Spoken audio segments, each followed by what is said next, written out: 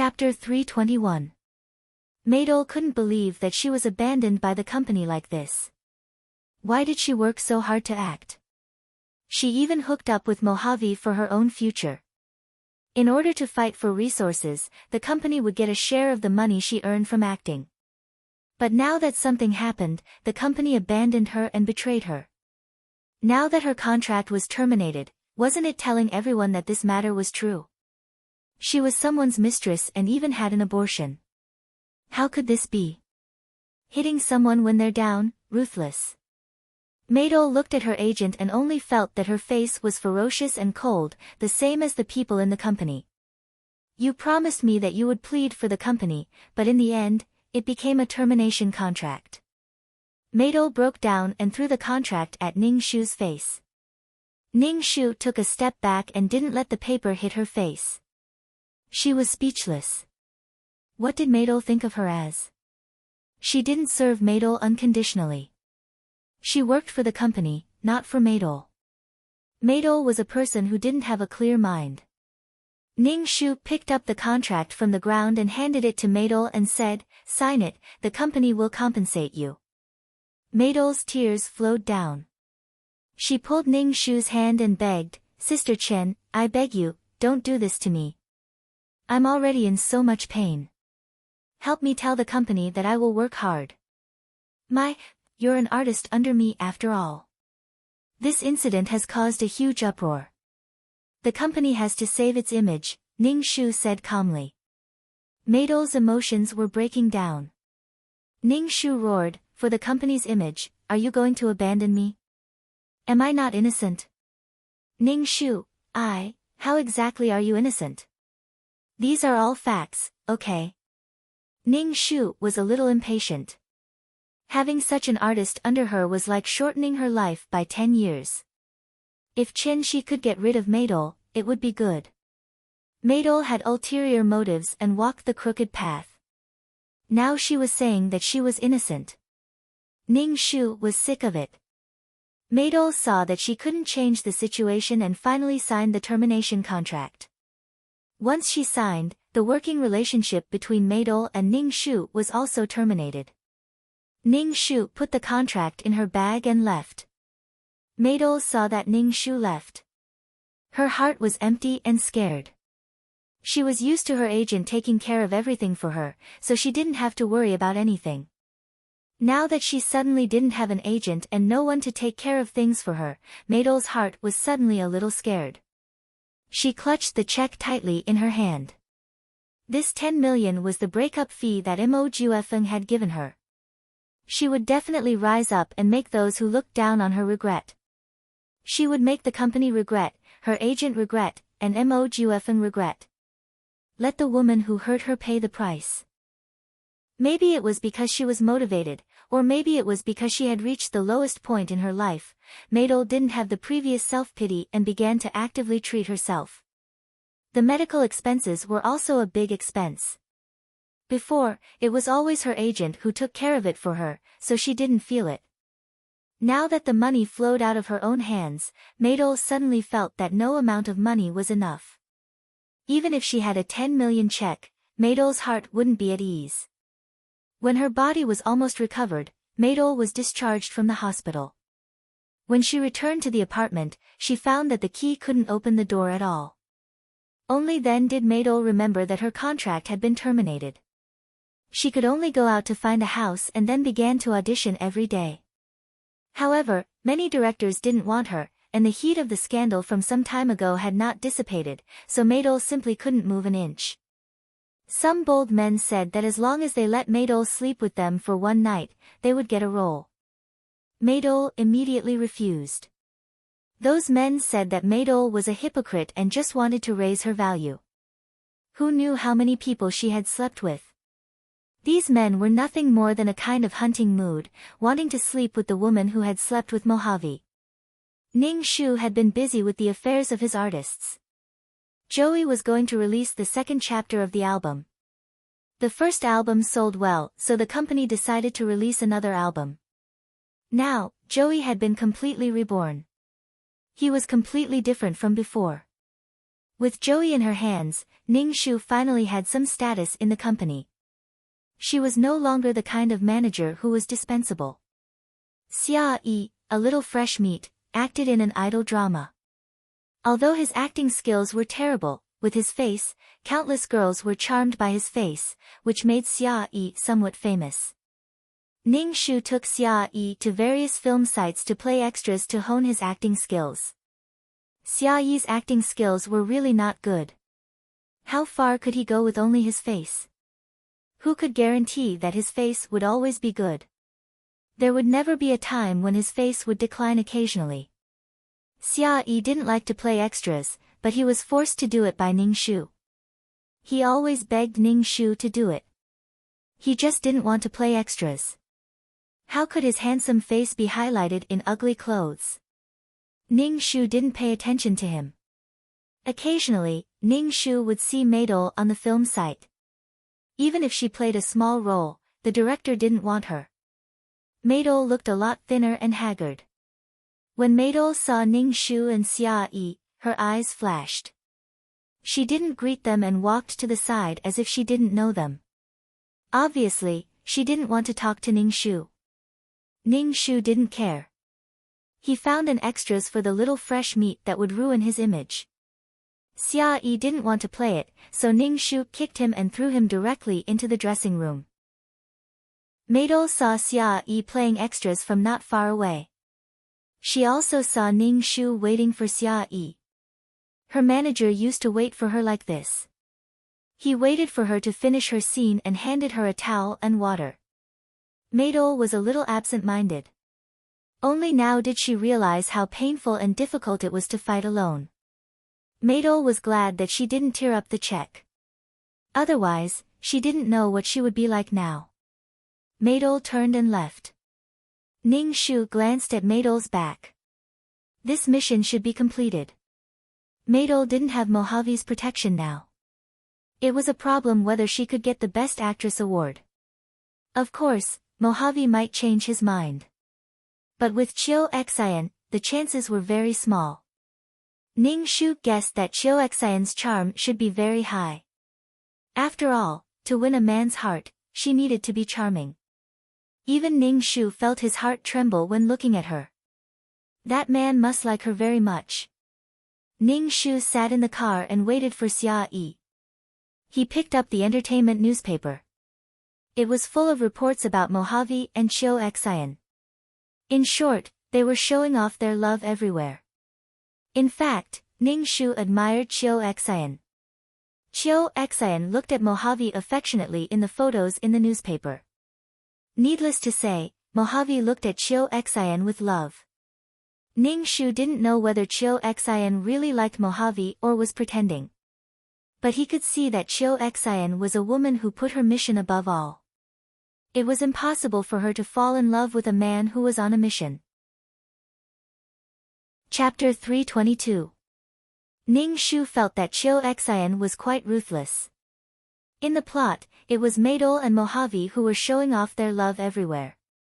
Now, Chiu Xian directly replaced Maidol and got Mojave's wholehearted love and pampering.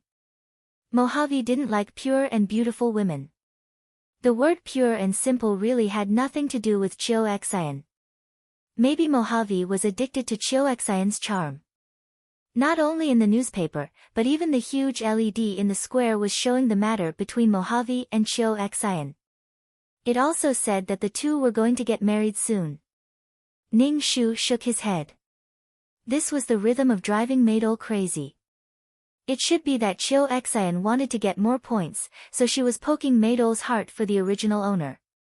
Some things were just as bad as not enough. The ultimate goal of the counterattack was to change the original owner's fate. Maidol stood in the square and looked at the talented and beautiful couple. Hearing that the two were going to get married, Maidol's heart suddenly felt like a big hole was broken, empty and uncomfortable. Maidol clearly felt that something was leaving her. She had this feeling once before, and she had this feeling again. Looking at the two people's sweet appearance, showing their love in front of the world. A beautiful woman, a handsome man. Maidol even felt that she should be standing next to Mojave. The woman next to Mojave should be her. Why was Mojave so cruel to her, making her lose her child, the promised role, trampling her like mud for that woman? Why? Maydole's nails dug deep. She hated that woman, and also hated Mojave. She hated Mojave for looking down on her and ignoring her feelings. Maydole's eyes were red. She stared at the huge LED and her body was trembling. Ning-Shu and Joey were going to attend an award ceremony. Joey had been nominated for a music award, so Ning-Shu had to accompany Joey to attend the ceremony. In the original plot, Maydole won the Best Actress award at this ceremony, but this time, Maydole didn't do anything. Would Chiu Xin replace her and redo the plot to win the Best Actress award? To be honest, Ning-Shu really didn't like having more than 2 mission enforcers in one dimension. This kind of feeling was very uncomfortable, and the feeling of restraining each other was really unpleasant. What made Ning-Shu the most depressed was that she did not know about Chiu Xin's existence. If Chiu Xin had not told her, she would not have known that there were other mission enforcers in this world. After everything was settled, Ning-Shu took Joey to the ceremony. Ning-Shu looked at Joey's 10-centimeter high heels and asked, "Are you able to walk with such high heels?" "There's still a long way to go." "Sure," Joey said weakly as he touched his ankle. Ning-Shu was speechless. Celebrities started to walk the red carpet one after another. The more important they were, the more they walked at the back. Joey's qualifications in the entertainment industry were still shallow, so she walked at the front. Under Ning-Shu's worried gaze, Joey finally walked the red carpet without making any mistakes. She felt that she was really a mother who had to worry about everything. "Chen-Shi." A gentle voice sounded.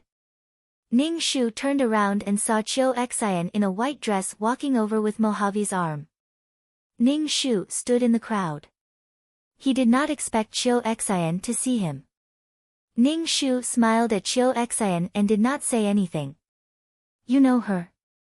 Mojave glanced at Ning-Shu, frowned, and walked away with Chiu Xin. "Don't associate with this kind of person." "I know, I'll listen to you." Chiu Xin looked up at Mojave and smiled like a flower, like a pure lily slowly blooming. "Good girl." Mojave's eyes were full of love, and he reached out to touch Chiu Xin's head. This scene was so beautiful that many reporters took photos with their cameras. The surroundings were flashing and the shutters were clicking. This was what an immortal couple was like. Maydole in the crowd clenched her fists, wearing a mask and hat, and moved in the direction of the two. Many people shouted Chiu Xin's name. They were obviously Chiu Xin's fans. Chiu Xin mischievously told Mojave that she wanted to shake hands with her fans. Mojave naturally agreed. He accompanied Chiu Xin to the cordoned area and let Chiu Xin shake hands with her fans. Of course, she could only shake hands with female fans. Chiu Xin shook hands with her fans with a smile. Suddenly, someone took a bottle and splashed water on Mojave's face. It happened so fast that Mojave did not react for a moment. When he reacted, Mojave only felt a burning pain on his face. The most painful thing for Mojave was that the liquid splashed into his eyes. His eyes were red and painful as if he was going to go blind. "Ah!" Mojave covered his eyes and roared in pain. Chiu Xin was stunned. Some of the liquid splashed on her hand. Chiu Xin immediately screamed, "Concentrated sulfuric acid." Chiu Xin's voice just fell, and there was a commotion around. Ning-Shu looked at Mojave, whose face was smoking, stunned. Who was this? Ning-Shu vaguely thought of who it could be. But he did not expect that she could be so ruthless. Ning-Shu was pushed by the panicked people around. He wanted to see where Maydole was.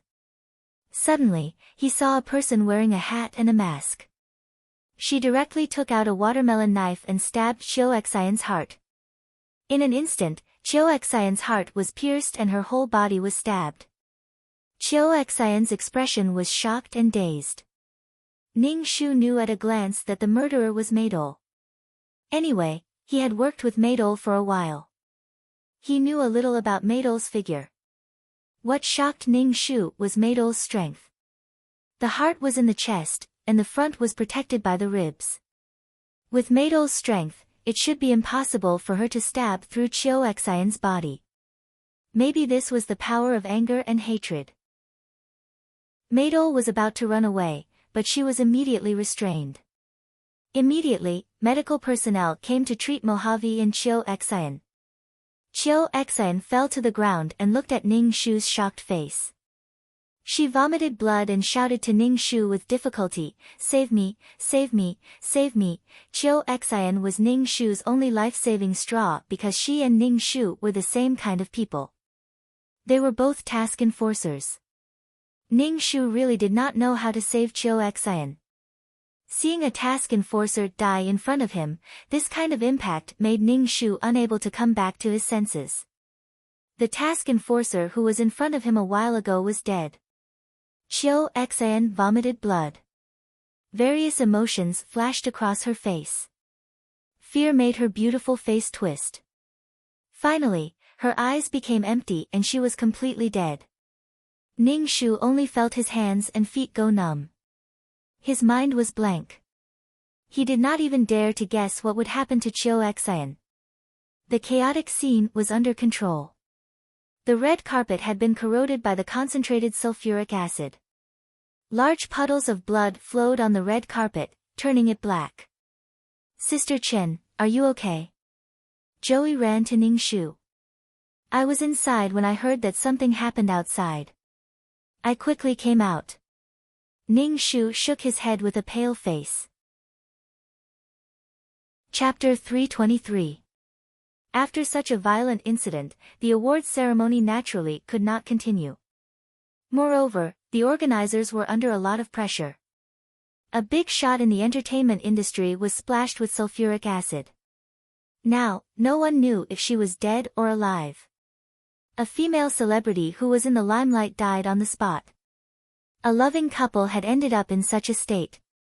On the way back, Ning Shu's legs were a little weak, so he asked Joey to drive. Ning Shu closed his eyes and asked 2333 in his heart, "Is Chiu Xian dead?" "Yes, she was erased," 2333 said faintly. 2333 said indifferently. His voice was cold as if he was talking about something insignificant. As expected, Ning Shu had guessed it in his heart. As a mission enforcer, not only do you have to complete your mission, but you also have to protect yourself. "There is a limit to everything you do," 2333 said and did not say anything else. Chiu Xian was erased. It was unexpected but also reasonable. Chiu Xian wanted to get more points, but she did not expect that her actions would make Maidol unable to bear it. In the end, she ended up turning evil. Chiu Xian was careless and was killed by Maidol. Chiu Xian looked down on Maidol from the bottom of her heart.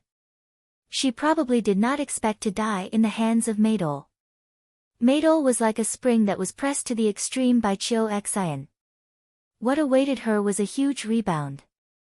Chiu Xian was careless, so she died. Before this, Ning Shu felt that Chiu Xian was playing with fire. She would get burned. Emotions were fragile and changeable. There was no way to control them. Chiu Xian played with other people's emotions, and in the end, she ended up like this. Ning Shu asked 2333 again, judging from Chiu Xian's tone, she should be a veteran mission enforcer.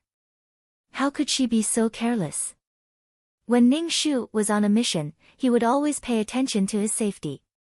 He would always think of ways to improve his strength because everything would be over if he died. Since Chiu Xian was a veteran mission enforcer, why didn't she know this? Veteran? I've only completed a few quests like you, that's all. After tasting the sweetness of the first few quests, I thought that this kind of game was the best way to win over a man. But I didn't think that every quest is different. I always thought that you were a dumb person. I didn't think that there would be someone who is even smarter than you.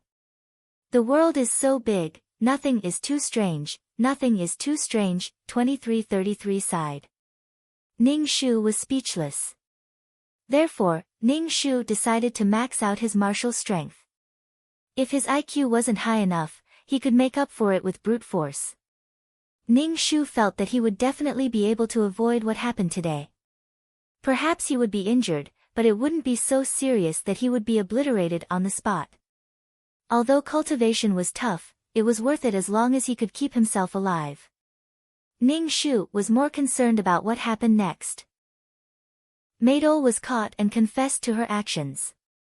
She admitted that she was the one who poured the sulfuric acid and that she was the one who killed the man. However, she didn't think that she did anything wrong. She was asked why she poured sulfuric acid on Mojave. Maydol's face was indifferent. All her emotions were hidden in her bones. She said, "I can't stand the man I love looking at someone else with such affection. I've done so much for him. I'd rather destroy his face. I hate that bitch. She framed me and stole everything from me. I want her dead." She had nothing left. No one wanted her to act. Now, she could only act in pornographic films. She had fallen to the point where no one wanted her even if she acted in R-rated films. It was all because of that bitch. Ning Shu could only say that this was a thorough corruption. However, Ning Shu didn't sympathize with Maydol at all. This kind of person was self-centered. She felt that the world should revolve around her. Mojave's life was saved, but his face, which women would go crazy for, was ruined. His skin was corroded into a pile of rotten flesh. Moreover, the sulfuric acid splashed into his eyes and corroded his eyeballs. His optic nerves were all corroded. Even a retina transplant couldn't be done. In other words, Mojave would be blind for the rest of his life. An ugly blind man. When Mojave woke up, he couldn't accept it. He held his head. It seemed that tears were about to flow out. His eyes were so painful that he almost died. This made Mojave very, very afraid. Mojave, who dominated others, was now full of fear. The first thing he thought of was his business empire. When he couldn't see it, he felt that everything had left him. When Mojave found out that it was Maydol who did it, he was stunned. She was just an ant-like mistress. How dare she be so bold? Even if Maydol had been sentenced to life imprisonment for intentional homicide, Mojave wouldn't let her go. He must let Maydol suffer endless pain in prison. She kept saying that she loved him, but did such a cruel thing to him. Love your sister. Mojave was sad when he found out that his beloved Chio Xin had died. However, he was more afraid of his future and his eyes. He was afraid of a series of things and consequences because of losing his eyes. When Ning Shu found out that Mojave was blind, he was stunned for a moment. Then, he admired Maydol. Now, Maydol's love had turned into hatred. Perhaps when Maydol lost her child, Maydol's heart already hated Mojave. In addition, Mojave and Chio Xin were showing off their love for each other. This caused Maydol's heart to accumulate endless negative emotions. In the end, this matter fermented until now. The two people who loved each other in the storyline now hated each other. Ning Shu once again sighed at the changeable and unpredictable feelings. Now that the mission was completed, Maydol could only stay in prison for the rest of her life. Mojave's face was ruined and his eyes were blinded. Furthermore, a mission enforcer had died. Things changed so fast that Ning Shu's eyes couldn't keep up. Ning Shu repeatedly warned himself in his heart that he must be very careful when doing missions. He must ensure his own safety. Ding, mission completed. Leaving the mission world. As soon as 2333's voice fell, Ning Shu felt a wave of dizziness. When he opened his eyes again, he was already in the system space. Ning Shu looked at the sofa, carpet, and potted flowers in the room. Some of his depressed mood was relieved. Ning Shu lay on the sofa and let out a long breath. He closed his eyes and ignored everything. He would think about it after he slept well. the system space didn't feel the passage of time.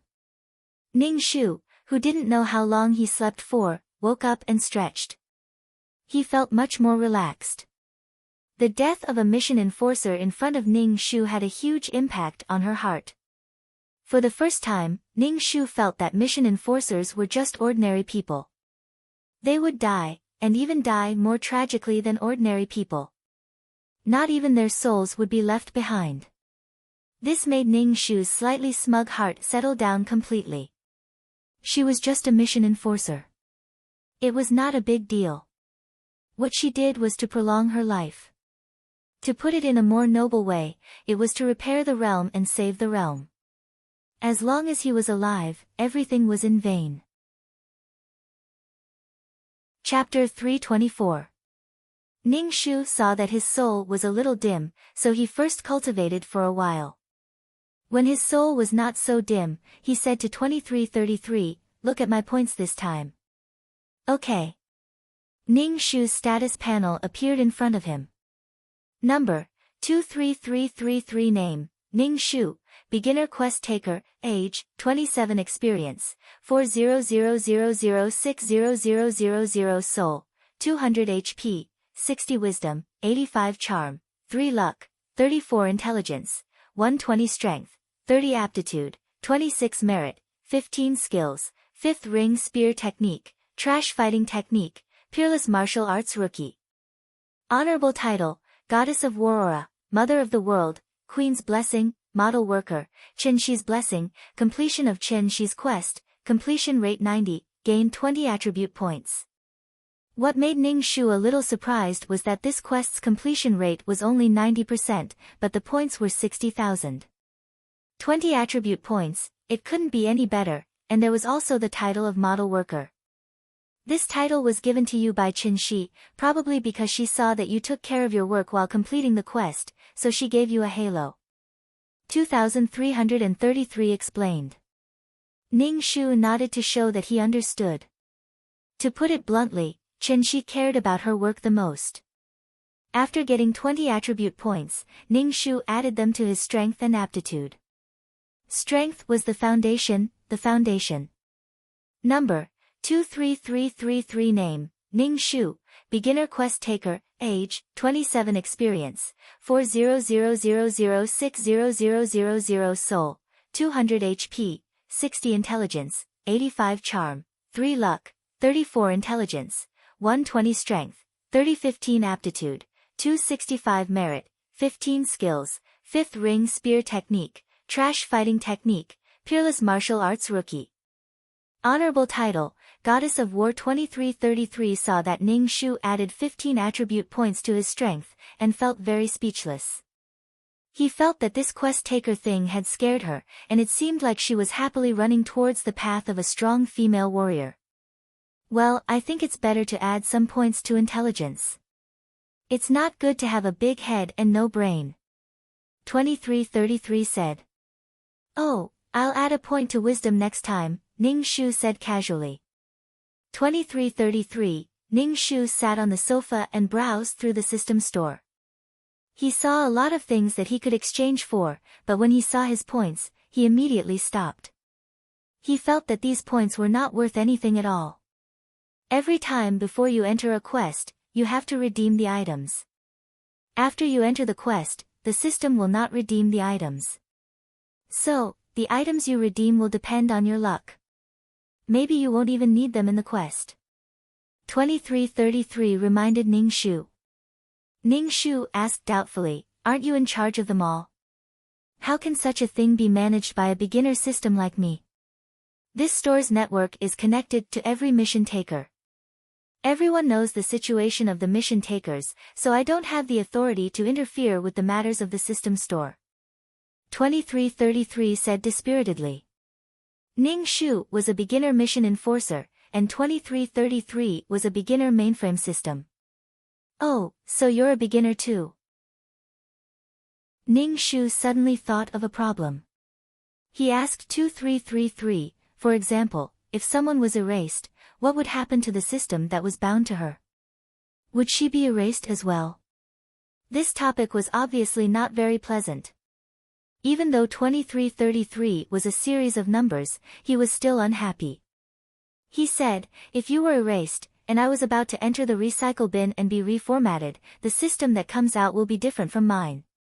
In fact, it's the same as being erased. Damn, Ning Shu suddenly felt a lot of pressure. He was carrying the fate of 2 people on his back. Not only did he have to be responsible for his own fate, but he also couldn't let the system reformat him. In short, he had to work hard, work hard. Ning Shu lay on the bed and prepared to sleep before entering the quest. Every time he went through a world, he needed to calm down. Otherwise, if he was impatient, entering the character's world would only yield half the result. After going through so many worlds and meeting so many different people, the different worldviews made Ning Shu feel a little tired. Some people were just getting familiar with the world, but they were forced to leave the world, unable to live a stable life.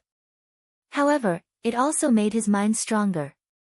Ning Shu felt that he had learned a lot from these quests.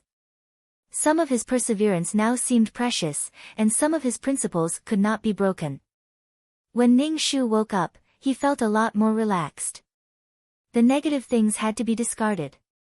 Ning Shu first bought some fasting pills, purified water, and some medicine from the system store. These were all necessities for human survival.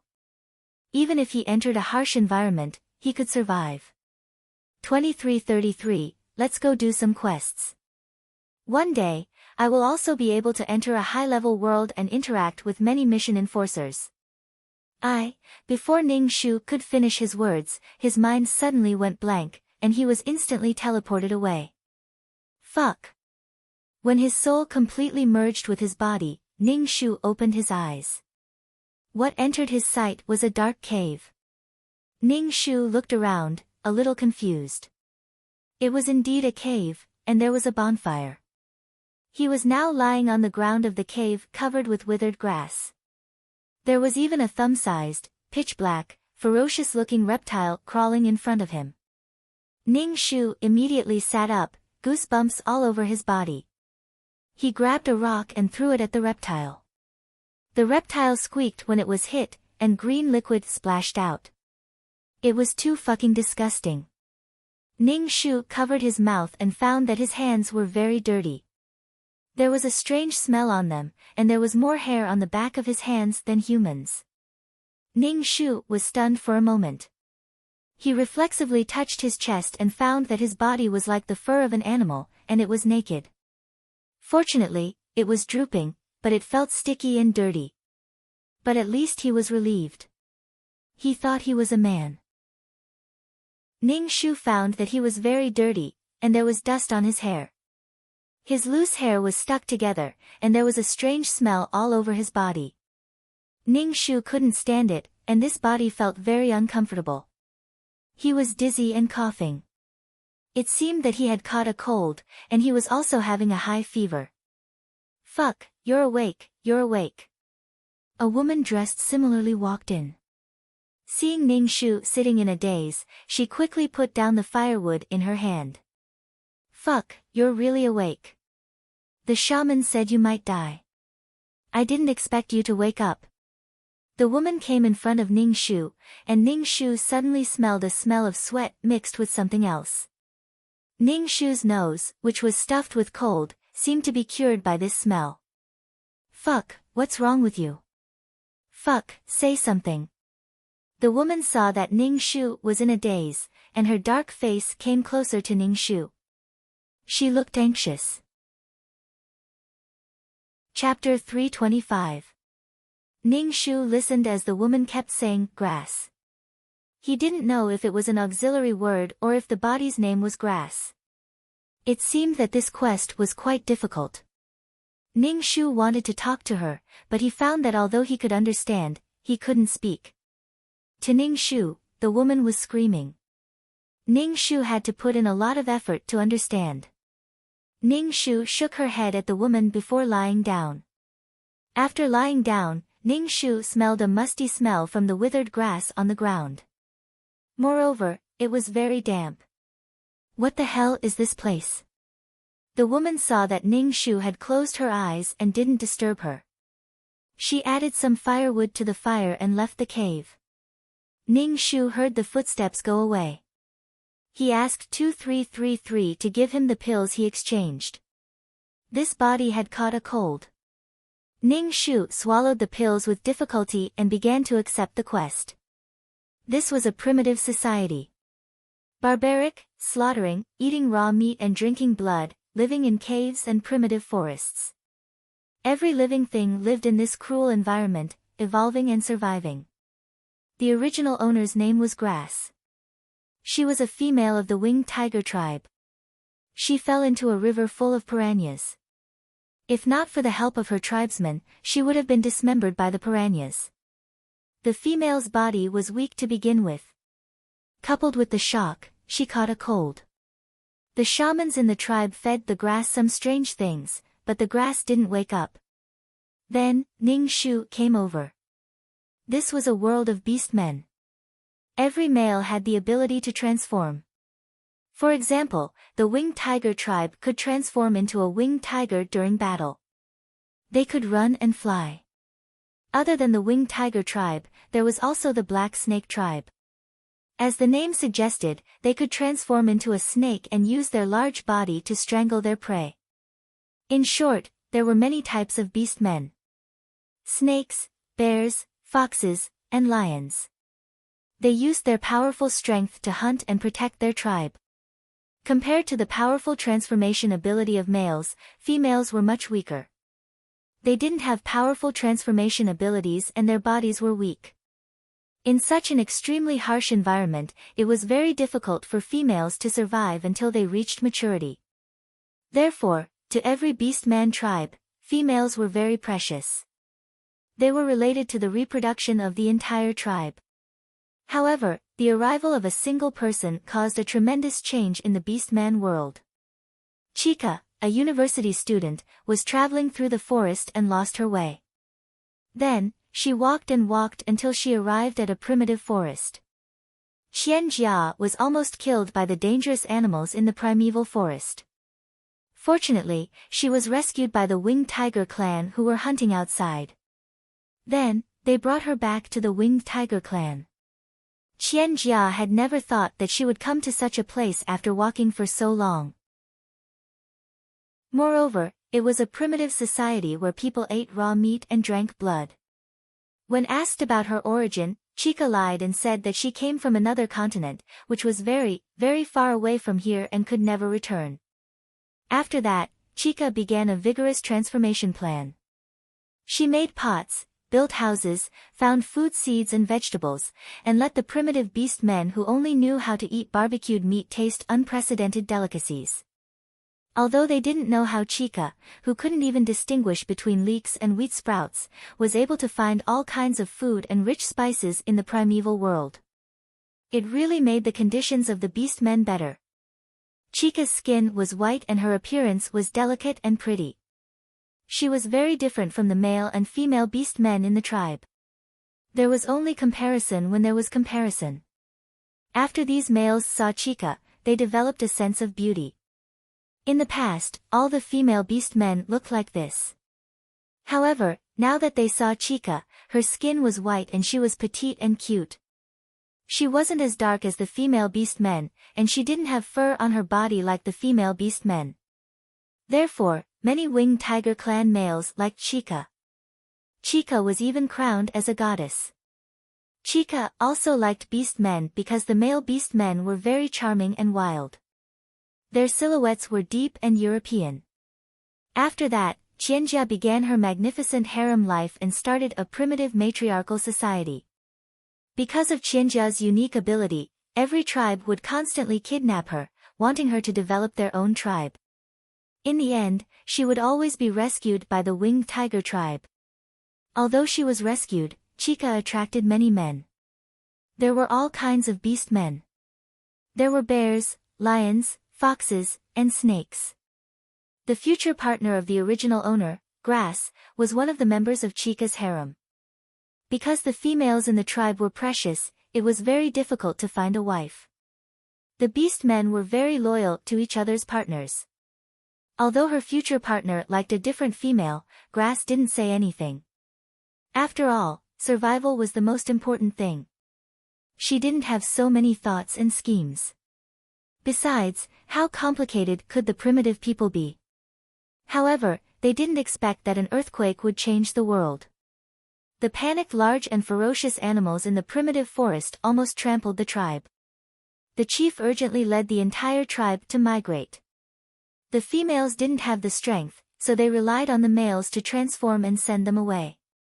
Many male beast men subconsciously took the food seeds and various spices with them. They also wanted to protect Chica. Many female beast men in the tribe were left behind. When the male beast men returned, they were trampled by animals or torn apart by carnivores. Many died. Grass also died at this time. She was killed by a pack of wolves. Before she died, she looked at the sky, hoping that a tiger with wings would come back to save her. Grass didn't understand. She was taught that she was precious since she was young. She shouldered the heavy responsibility of reproducing the tribe. But why did she abandon them just like that? Later, with the help of various tribes, Chica built a city and started the era of the Empress. Grass's wish: 1. I don't want to die. 2. I want to save those female beast men who were also abandoned. After accepting the plot, Ning Shu wiped the cold sweat on his head. He was sweating because of the cold medicine. In addition, this plot made Ning Shu a little uncomfortable. It was NP again. Fortunately, he didn't come here himself this time. Looking at the original owner's wish, it could only be said that the people in the primitive society were very simple. They didn't have any schemes. They only wanted to save themselves and then save others. They didn't even think about taking revenge on the goddess Chica who stole their partner. Rumble. Ning Shu felt a little hungry. But looking at the cave, there didn't seem to be anything. Ning Shu sighed in his heart. He had the foresight to exchange for a fasting pill. He stuffed a fasting pill into his mouth. The fasting pill turned into a warm current in his mouth and flowed into his stomach. He immediately felt much better. Ning Shu wanted to lie down and rest, but he felt that the withered grass under him was wet and sticky. He picked up the withered grass and shook it. A lot of insects were shaken out. Ning Shu felt goosebumps all over his body. He took a stone and smashed the insects to death. He really didn't like the wet withered grass. Ning Shu carried the withered grass out of the cave. He wanted to dry the grass outside the cave. As soon as he came out of the cave, Ning Shu saw that there were many caves around. There were many female beast men sitting together, holding bone needles and animal skins in their hands. Chapter 326. It was Ning Shu's first time seeing a primitive scenery. There was an endless primitive forest, and huge birds were flying in the sky. The whole world was in an uncivilized state, wild and dangerous. There were children playing on the flat ground around the cave. Some of the children had even turned into tiger cubs with small wings on their backs. The children were playing together and rolling on the ground. There were also small female orcs who hadn't turned into human form nestled in the arms of adults, watching these tiger cubs play. Ning Shu felt that his worldview was broken again. Ning Shu really couldn't stand such a strange setting. The most important thing was that she could have sex in her animal form and human form, and the feeling was different. Even her penis looked different. The problem was that Qian Jia had more than one man. Ning Shu withdrew his gaze and spread the withered grass in his arms at the entrance of the cave, letting the sun shine more.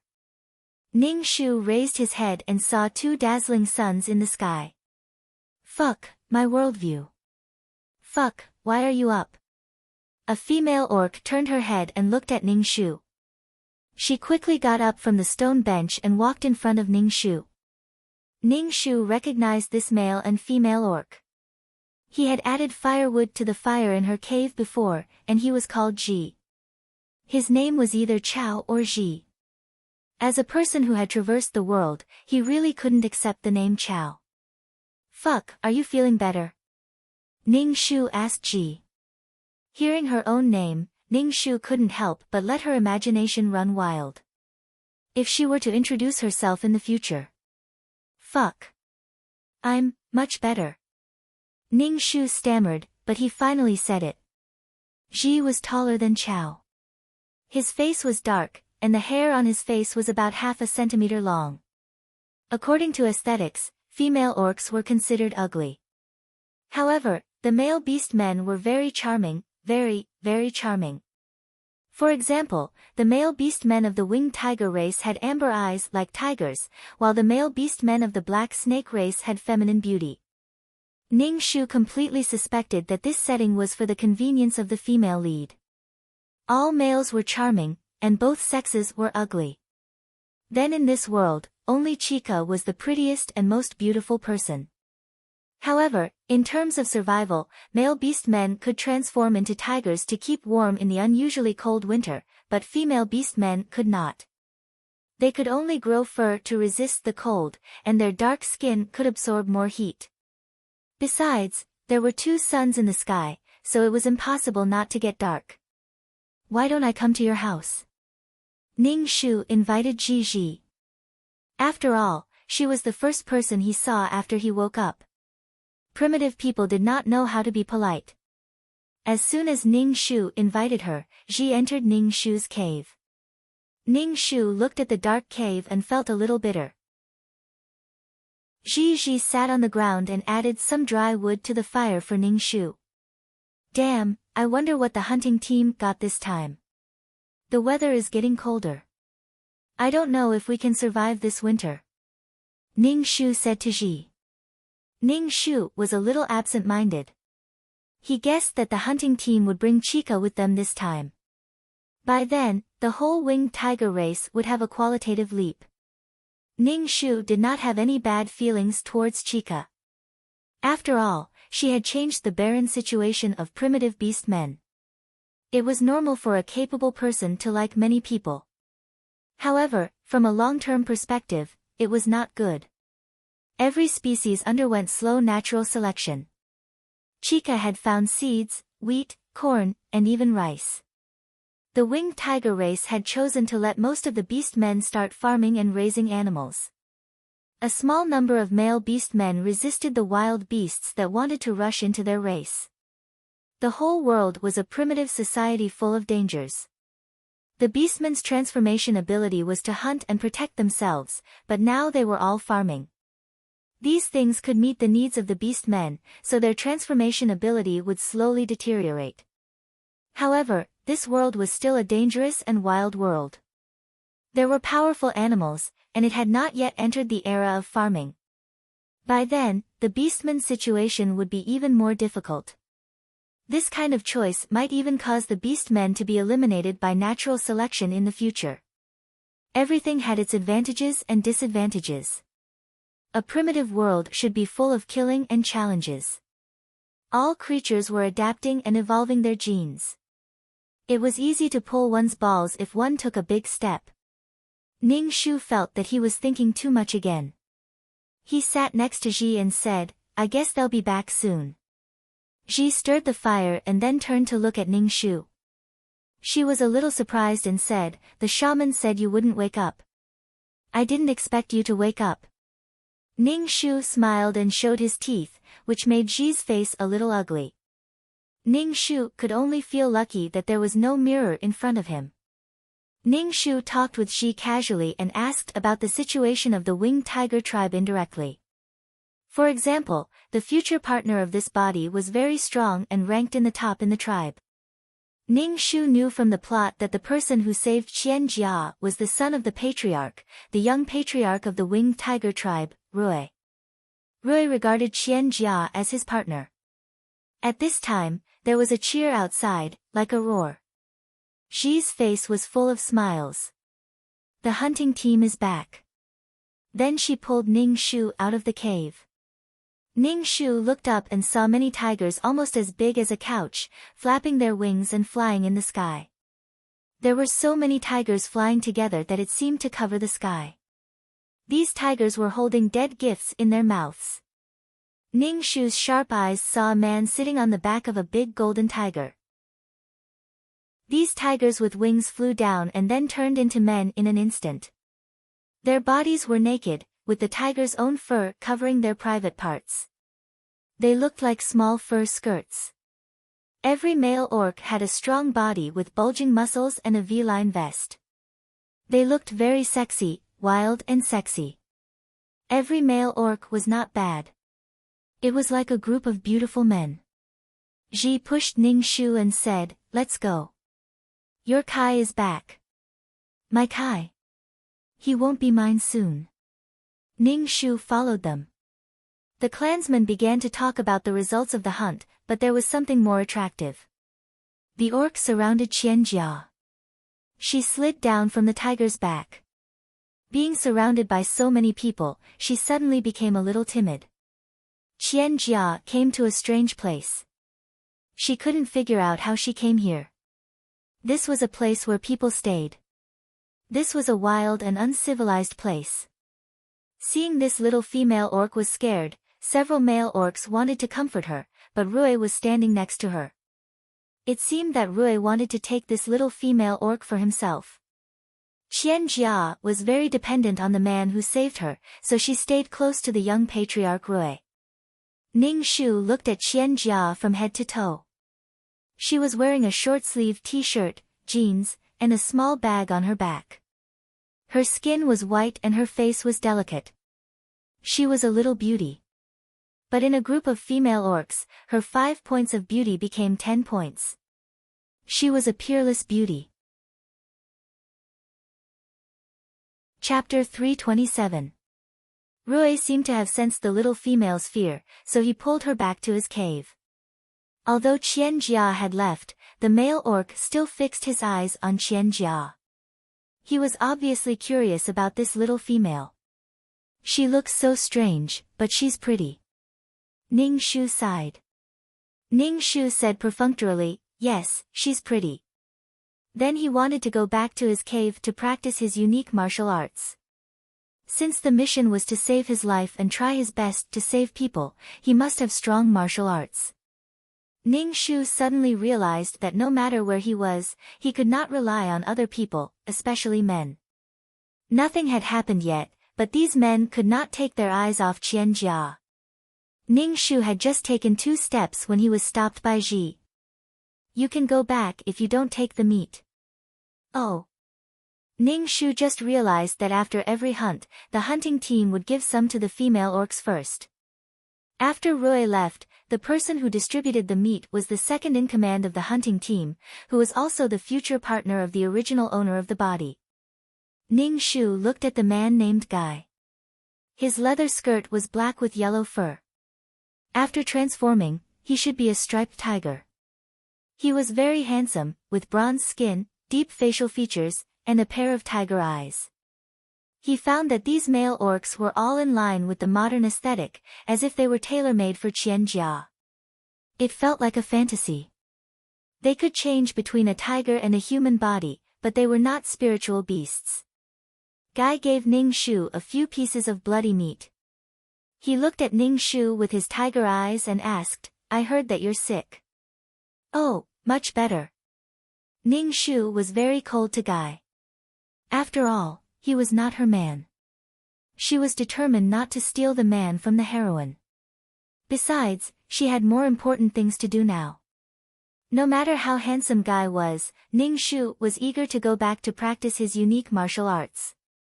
He wanted to know if it was possible to practice in this world. Ning Shu grabbed a few pieces of meat and left.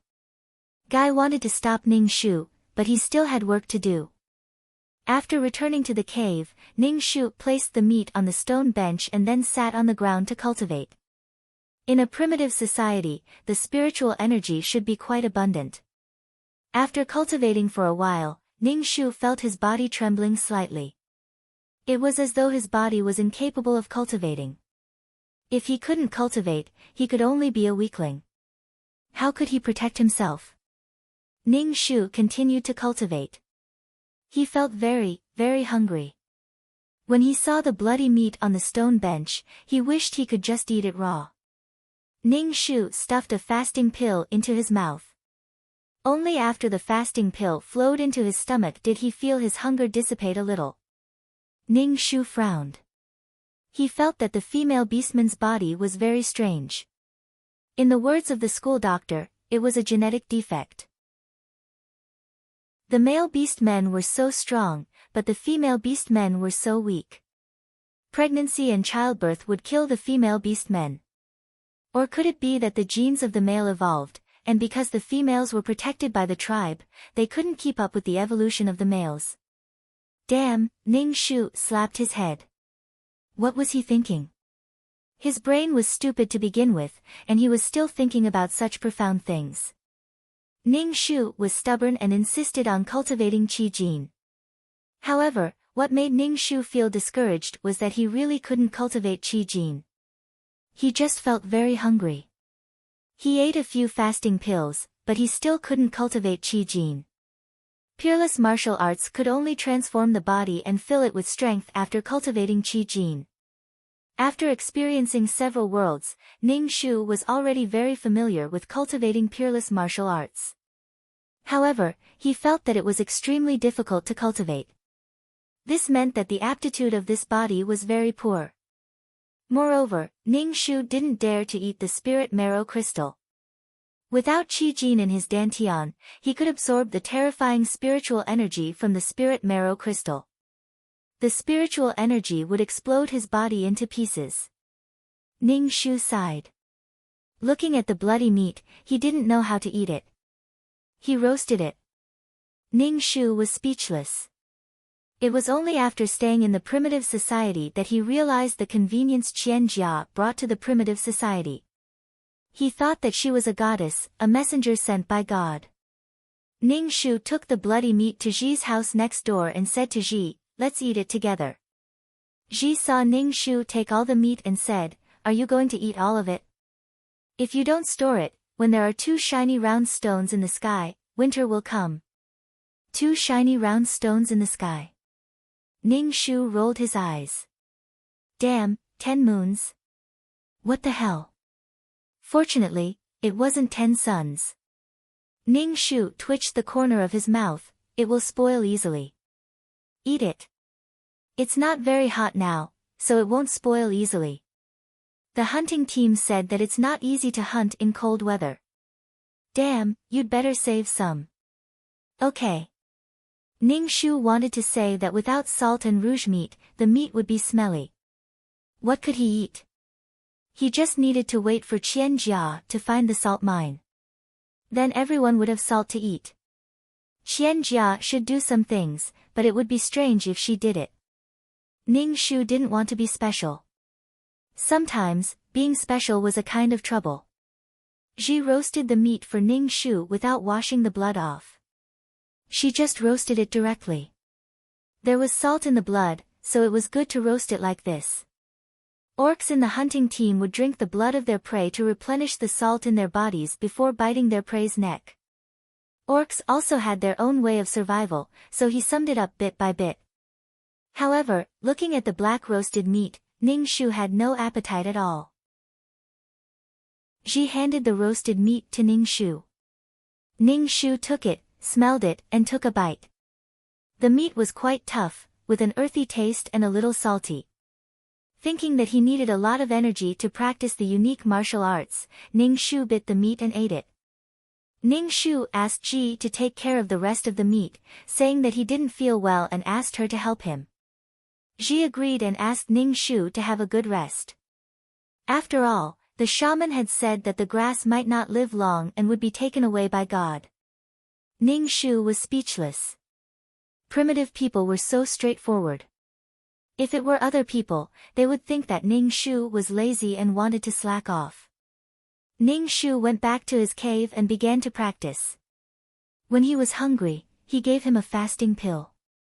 Ning Shu was very glad that he had exchanged some fasting pills in advance. Otherwise, he wouldn't be able to survive. Qian Jia, who was brought back by Rui, felt even more miserable than Ning Shu. She saw the man in front of her throw a piece of roasted meat in front of her. Qian Jia only had black money on her head, and she didn't understand what the man wanted to say. Qian Jia's head was still dizzy. Where did she travel to? People traveled to ancient times to flirt with beautiful men, but she directly traveled to a primitive society. There was also a group of primitive people who could turn into tigers. Qian Jia wanted to hold her head and scream. What the hell? Rui told Qian Jia to eat something, but Qian Jia was confused. Seeing that he was pointing at the meat, Qian Jia picked up the roasted meat on the ground and patted the dust. She almost broke her teeth when she took a bite. She couldn't bite it. Chapter 328. The male beastman Rui looked at Qian Jia biting the meat like a cub without teeth. After biting for a long time, she still couldn't tear the meat off. A ripple suddenly appeared in Rui's heart. He felt that she was very cute. She had a white face and bright red lips. Her body was even smaller than female beastmen. He had never seen such a small female before. Rui tore the cooked meat and placed it in front of Qian Jia. Qian Jia only took a bite and almost vomited. It was tasteless and tasteless. There was an earthy smell and the stench of animal fat. It was disgusting. Qian Jia had never eaten anything so disgusting before. Qian Jia was remorseful in her heart. She shouldn't have been so picky about her food before she transmigrated. Things that were unbearable in the past now seemed like unique delicacies. Rui saw that the little female was choking and coughing. He stretched out his hand and gently patted Qian Jia's back. His hand touched her back. She was wearing soft animal skin. He could feel her body temperature through the thin animal skin. Rui's tiger eyes rippled. He directly carried Qian Jia up. Ignoring her confused face, he placed her on the withered grass and directly pressed her body on top of him. Qian Jia finally reacted. This beast wanted to do something beastly. Her chastity that she had preserved for so many years was actually going to be taken away by a primitive man. How could this be? Rui didn't know how to take off Qian Jia's jeans. However, with his powerful strength, he directly tore the pants. There was still a small underwear inside the pants. Rui also tore Qian Jia's underwear. Qian Jia wanted to cry but had no tears.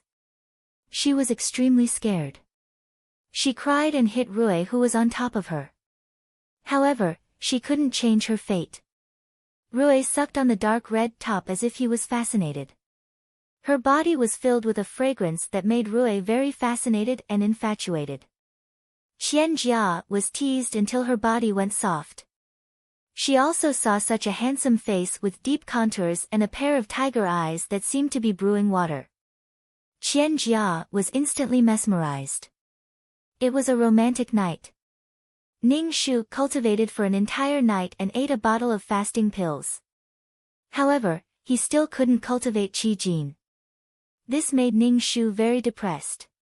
Even in the modern era, she could cultivate a weak Qi Jin. However, in the primitive world, the world was filled with spiritual energy.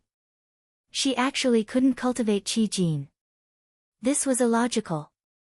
It was enough to prove how bad this body's quality was. The school doctor said that the quality of genes was directly reflected on the face. Ning Shu had no idea what this body looked like. It was probably as ugly as the female beast men in the tribe. Sigh. Ning Shu stuffed a fasting dan into his mouth and then continued to meditate. He had to cultivate Qi Jin.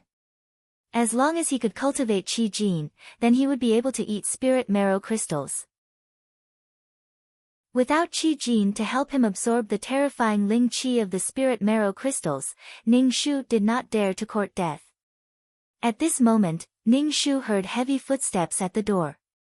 He immediately stopped and saw Ji coming in. Why are you still here? Everyone should go to the place of sacrifice. Ji came over and pulled Ning Shu. Ning Shu was a little confused. What happened in the clan? Didn't Rui bring back a female? Now shaman wants to communicate with God and let God decide whether to let her stay in the tribe, Ning Shu said. God? There was the concept of God in the primitive society. Ning Shu came to the square of sacrifice. There were several pillars in the square. There were all kinds of inexplicable abstract things on the pillars. Ning Shu did not understand what they were. The most eye-catching thing was a huge stone statue in the middle. The stone statue was in the shape of a human, but the facial features were not visible. Anyway, the carving was not good enough. What is this? Ning Shu pointed at the stone statue and asked. Ji looked as if he was facing a great enemy. He grabbed Ning Shu's wrist to stop him from pointing at the stone statue. He said anxiously, "Fuck, how can you point at God like that? Are you disrespecting God?" This was God. Ji looked at the stone statue and said, "God gave the beast men the ability to transform." God waved his hand, and the beast men could transform. They could use the beast form to hunt.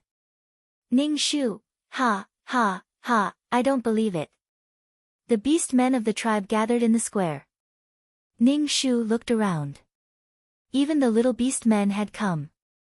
Looking at the little male and female beast men standing together, Ning Shu wanted to cover his eyes. Were the little female beast men so ugly when they were little? They were not cute at all. On the other hand, the male beast men were very cute. He felt that God was very biased. After a while, the chief of the winged tiger tribe and shaman came. The chief was a very charming middle-aged man.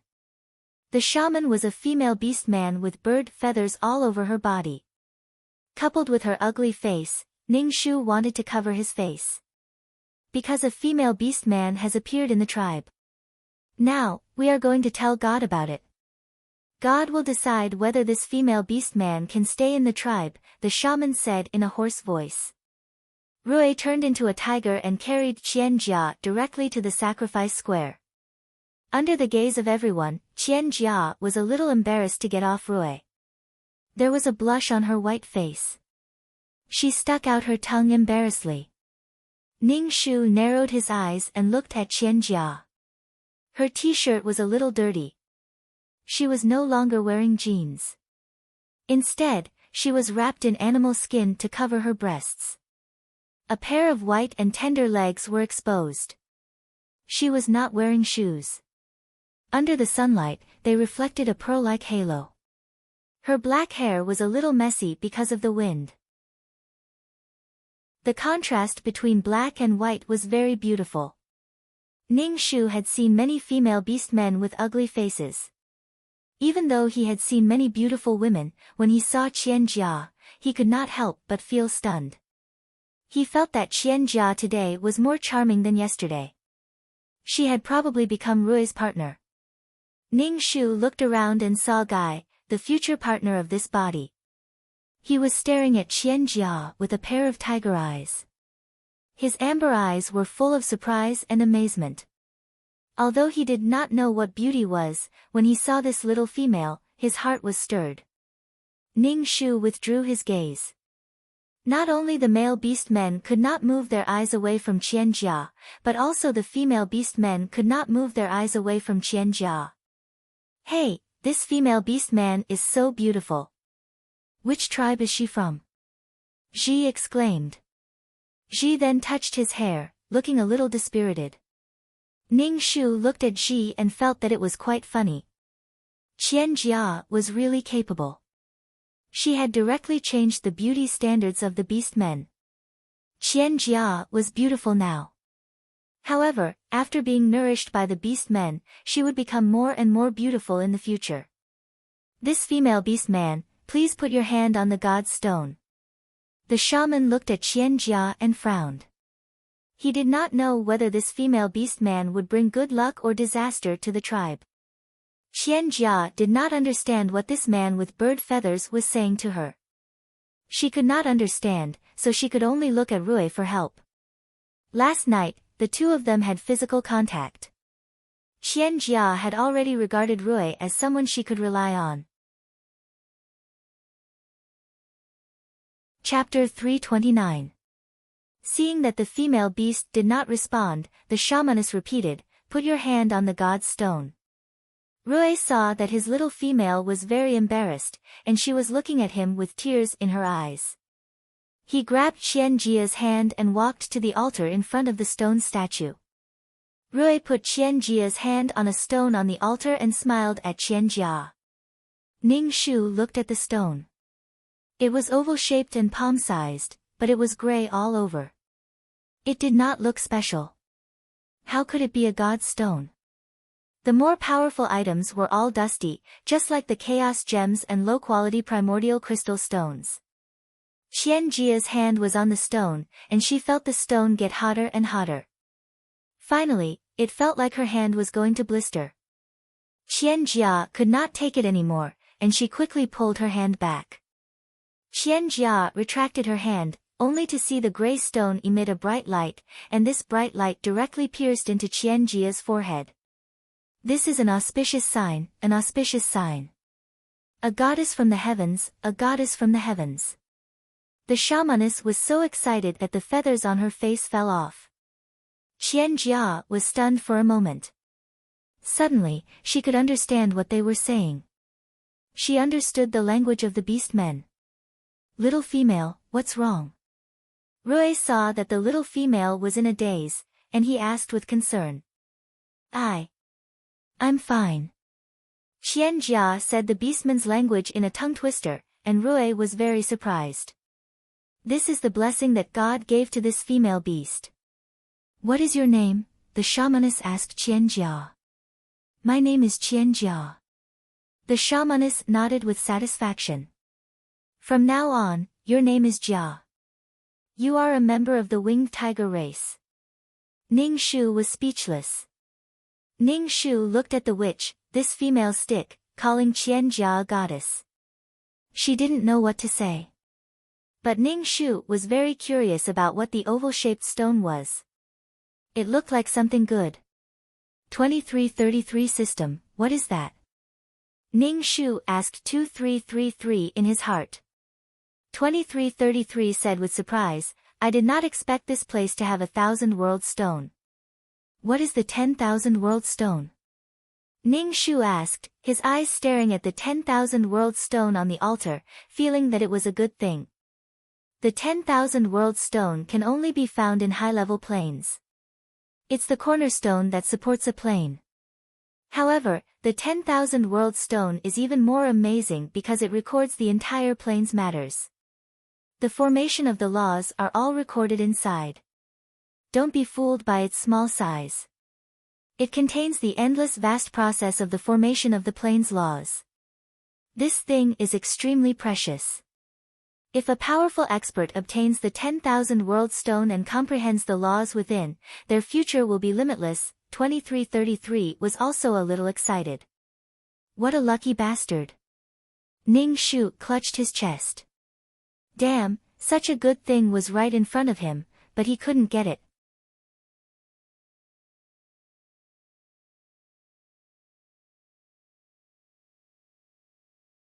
However, if she suddenly knew how to treat diseases, even the most simple-minded primitive people would feel that something was wrong. Besides, primitive people weren't really simple-minded. They were smart. After achieving his goal, Ning Shu told the shaman that he would come to learn the next day. The shaman just nodded casually. She didn't care much about what Ning Shu said. Ning Shu passed by the sacrificial square on his way back.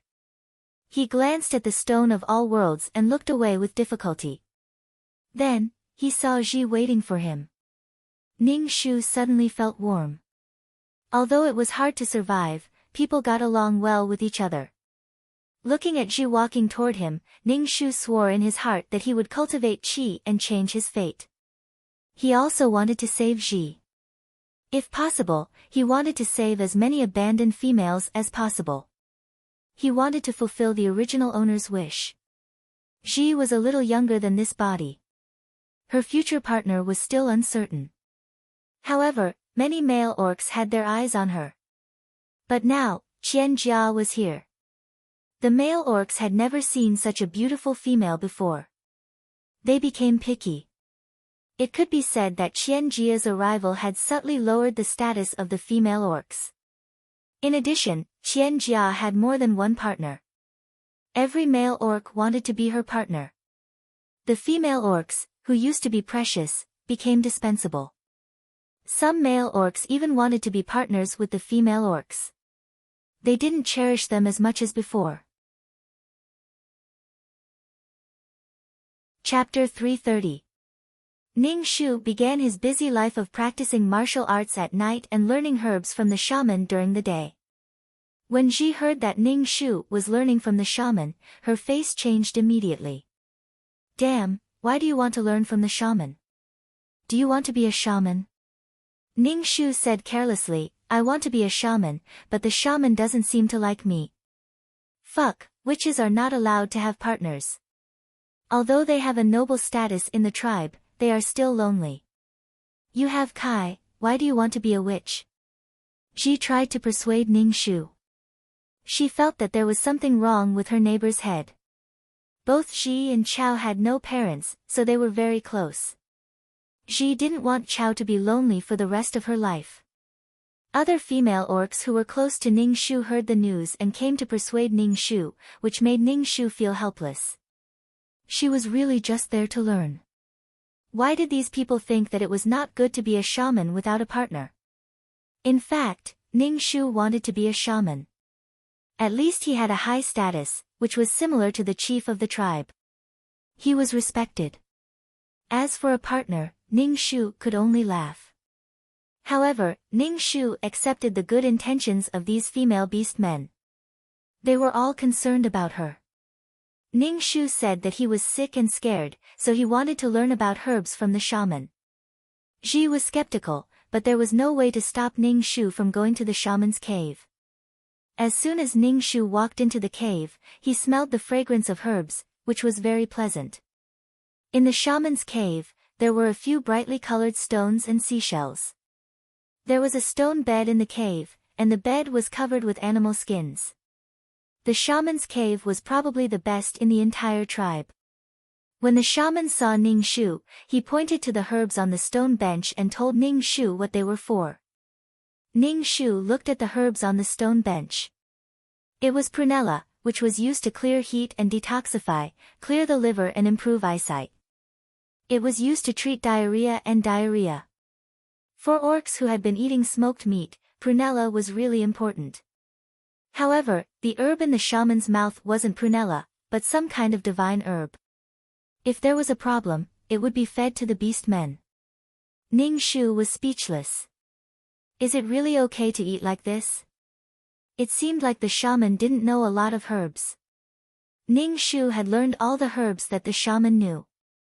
Thinking about how he had read so many books from the godly doctor, he realized that learning was indeed important. Although these things took up a lot of time, there was no telling when this knowledge would be of great use. When the shamaness saw that Ning Shu was learning seriously, she looked better. She even took out a small stone and gave it to Ning Shu. She asked Ning Shu to try to communicate with the stone. As long as he could communicate with the God stone, he would be able to communicate with God. Ning Shu looked at the stone that looked very similar to the 10,000 world stone, and his heart started to pound. Damn, could this be the 10,000 world stone? Shaman, what is this? Ning Shu swallowed his saliva and stammered. The shaman said, actually, they are also God stones. 2333, is this the 10,000 world stone? Ning Shu asked excitedly. 2333 was silent for a moment and said, it's not the 10,000 world stone. It can barely be considered a pseudo 10,000 world stone. There are laws in it, but it can't be compared to the 10,000 world stone. Oh, Ning Shu was a bit disappointed, but the shaman gave this to her. Did she want to make her a shaman? I'm old, and I'm looking for someone to become a shaman. Since you want to become a shaman, try to communicate with the God stone. If you can, then God will choose you. The shaman said. Ning Shu was speechless. Ning Shu felt annoyed when she heard the shaman's words, but she couldn't get distracted at all. He took the pseudo 10,000 world stone and went back. Back in the cave, Ning Shu held the God Stone and tried to communicate with it. But who could tell her how to talk to a stone? Ning Shu tried to send her consciousness into the pseudo 10,000 world stone like a contract spirit beast. Ning Shu didn't expect her consciousness to really enter the 10,000 world stone and see what was inside. Ning Shu felt like she was watching a movie. She saw what was recorded in the 10,000 world stone. The world was barren. There was nothing. There was no water, no sky, no trees. There was nothing. In the boundless desolation, a figure suddenly appeared in the air. This figure was completely black, like a shadow. It was impossible to see what it looked like, and it was unknown whether it was a man or a woman. It was looking down from above. Ning Shu even felt that the person's eyes were filled with endless coldness. It was as if the person was looking at her. He waved his hand and the sky became clear. 2 suns appeared in the sky. Green grass quickly appeared on the ground and then quickly grew into towering trees. Soon, the entire world was a forest. Then, a bird appeared in her hand. The bird spread its wings and flew to the branches. Then, many animals appeared in the forest. There were all kinds of animals and even dinosaurs. The black figure pointed at a lion and then the lion turned into a person. It crawled in front of the black figure. Then, all kinds of beast men appeared. The black figure casually threw a 10,000 world stone on the ground and disappeared. Then, he recorded some messy things. Ning Shu was sweating. He retracted his consciousness with difficulty. He was in a state of shock. Damn, there really is a God. Damn, my 3 views. To be able to create things so casually, if this wasn't a God, then what was? So, what she said about the beastman's ability to transform was given by a god was true. The problem was that Ning Shu didn't see who it was at all. Ning Shu calmed himself down and curled his lips. Now, it seemed that the 10,000 world stone on the altar had an owner. Snatching something from such a powerful person was definitely courting death. There was actually such a powerful person in the world. Ning Shu's 3 views were overturned. He was worse than an ant now. Ning Shu told 2333 what he saw in the pseudo 10,000 world stone. After a moment of silence, she said, "Now, it seems that this world should be a place where a top person collects the power of faith. Ning Shu, don't be stupid. If you want to take the 10,000 world stone, we will all die. I'm about to pee my pants. I won't even dare to look at the 10,000 world stone in the future."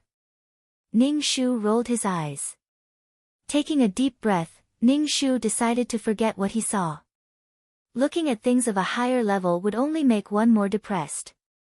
But Ning Shu saw his position clearly. He was just an ant struggling to survive. Working hard to survive was more important than anything else. Ning Shu calmed himself down and continued to cultivate. The most important thing now was to complete the mission. As for other things, they were just floating clouds. But that gaze was so scary.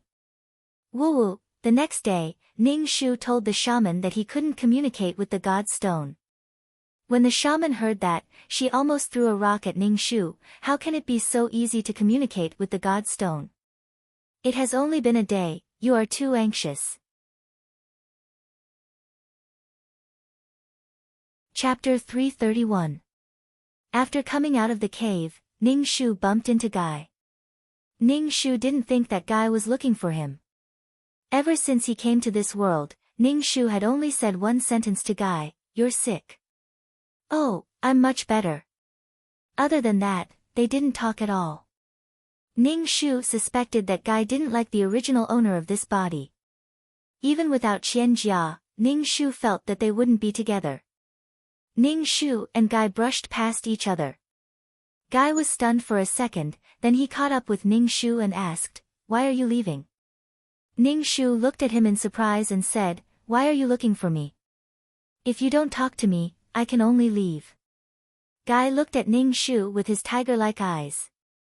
He paused for a second and said, I heard from Ji that you're learning something from the shaman. Do you want to be a shaman? It depends on the shaman. I'm just learning about herbs from the shaman, Ning Shu said calmly. Ning Shu realized that Guy didn't love him much. From the original owner of this body, Guy would be his partner for as long as he could remember. There must be a reason why Guy became the original owner of this body. However, there was no chance for them to be partners now. Guy only had Qian Jia in his heart. Besides, her current task was to become the president of the Women's Federation and save the women of the Winged Tiger tribe. She didn't have time to talk to him. Ning Shu and Guy both fell silent. They didn't know what to say, and the atmosphere was very awkward. I. You go first, Ning Shu said. Guy was silent for a second and said, if you want to be a shaman, I'll help you. I promised your father that I'll take good care of you. Ning Shu was speechless. Ning Shu suddenly didn't know what to say. Guy sounded very sincere, but his future partner was going to be a shaman and would be lonely for the rest of her life. Ning Shu was speechless. Ning Shu put on a fake smile, making her face look even uglier. She said, thank you, I can solve my own problem. Then, she turned around and left. It seemed that the reason Guy was able to become Chow Chow's future companion was because of the original owner's father. It was just a responsibility. Guy stared at Ning Shu's back, sighed, and left. While Ning Shu was busy every day, Qian Jia and Rui's days were also very prosperous. They knew that they could no longer go back. Qian Jia settled down and worked hard to live her life. Moreover, Qian Jia was very satisfied to have such a loving husband. Qian Jia tried her best to make her life better. She was not used to sleeping on a stone bed, so she wanted to make a wooden bed. Although this wooden bed was just a wooden plank on a stone bed, it was much better than sleeping on a stone bed. In terms of food, Qian Jia tried her best to make the food better. She even invented the stone pot. Although the stone pot was not forbidden, it was good to be able to cook meat until it was soft. In addition, with Rui taking her out, Qian Jia could occasionally find some good spices, such as pepper and ginger, which could remove the fishy smell of the meat. When cooking meat, she added some sweet and sour wild fruits. The taste was many times better than roasted meat. Every day, the fragrance from Rui's cave made the people in the tribe crazy. One by one, they went into Rui's cave, wanting to taste the fragrant food. However, Rui, who loved his wife madly, drove them out. The food that his partner made was not enough for him. He did not want the food that his partner made to be eaten by these people. Every time she saw that others liked to eat the food that she made, Qian Jia was very happy. Before she transmigrated, she would always learn how to make the food that she liked. She did not expect that she would be able to use her skills now. Qian Jia wanted to integrate into the tribe, especially the female beast men. So, she told Rui that if she wanted to treat the female beast men in the tribe to a meal, she needed to make more stone bowls. Of course, she also needed to prepare more meat, so Rui went out to hunt without saying anything. When they heard that the new female beast man was going to treat them, the female beast men in the tribe were very happy because the food that she made was famous for being delicious. As for how delicious it was, they did not know. On the day of the treat, they all went to Rui's cave, shouting and yelling. Ning Shu was not interested in joining in the fun, because after practicing day and night, she finally cultivated a weak breath. With this strength, Ning Shu ate a little bit of the spiritual marrow crystal powder. The strength was so weak that Ning Shu was afraid that it could not absorb Reiki. Fortunately, the Reiki was absorbed by the strength. It grew a little, but it was still not very strong. However, Ning Shu felt that his body was slowly changing. His bones were itching, and his body was slowly becoming stronger. Although he could not fly over roofs and run on walls, his body was much more agile and his physique was much stronger. If he fell into the river again, he would not catch a cold. Just as he was about to eat some more spiritual marrow crystal powder, he heard Ji's footsteps coming in his direction. Ning Shu immediately gave up meditating. Ji often came to visit her. After a long time, Ning Shu would know if it was her when he heard the footsteps. When Ji walked into the cave, Ning Shu asked, "Why are you still sitting here? Let's go, or we won't be able to eat it." Ning Shu saw that there was a flower in Ji's hair. Her hair was not tied up, and a wild flower seemed to be about to fall. "What are you doing? Why are you arranging a flower?" Ning Shu asked in surprise. He suspected that Ji had taken a fancy to some male beast man. A woman would dress up for her lover. This was the same in every world. Ji touched the flower in her hair, but it fell. Ji picked up the flower and said, "Didn't the new female beast man invite us to eat? I want to look better. So that's why." Ning Shu walked to the entrance of the cave, picked up a sturdy grass stem, and asked Ji to squat down. He combed Ji's messy hair with his fingers, tied her hair with the grass stem, and put the flower in her hair. It looked much more refreshing. Ji touched her hair in surprise. She smiled and said, "Damn, you're amazing. Do you want a flower? I'll find one for you. You can also fix your hair. Let's go to Rui's cave together." Ning Shu was too lazy to do it. She really wanted to cut her hair. She combed her hair with her fingers every day, and her fingers felt like they were going to break. Without shampoo, she could not wash her hair clean even if she went to the river. "I'm not going. You go." She had more important things to do. There was nothing more important than improving her strength. She would not go to this kind of party. It's not easy to have a lot of delicious food. I heard there's a lot of meat. Why don't you go?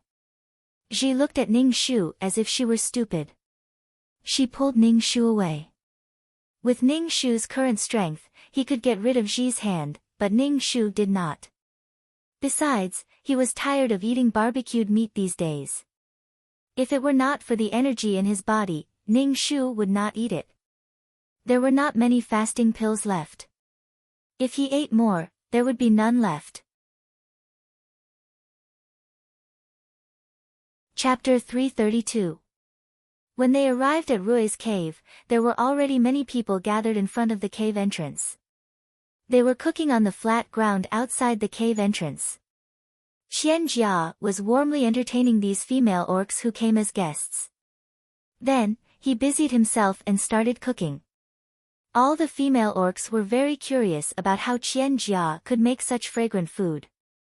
They were especially curious about the Swiss Army knife in Qian Jia's hand, which could easily cut the meat. Qian Jia generously told them all her methods. No matter what the female orcs asked, Qian Jia answered generously. Qian Jia felt very proud of using her ability to change the people around her. Ning Shu looked at Qian Jia. She was wearing a different t-shirt from before. She had animal skin around her waist, and her hair was combed into a beautiful centipede braid. Then she tied it with a lace-like ribbon and tied it into a bow. She looked fresh and beautiful. There was a world of difference between her and the female orcs around her.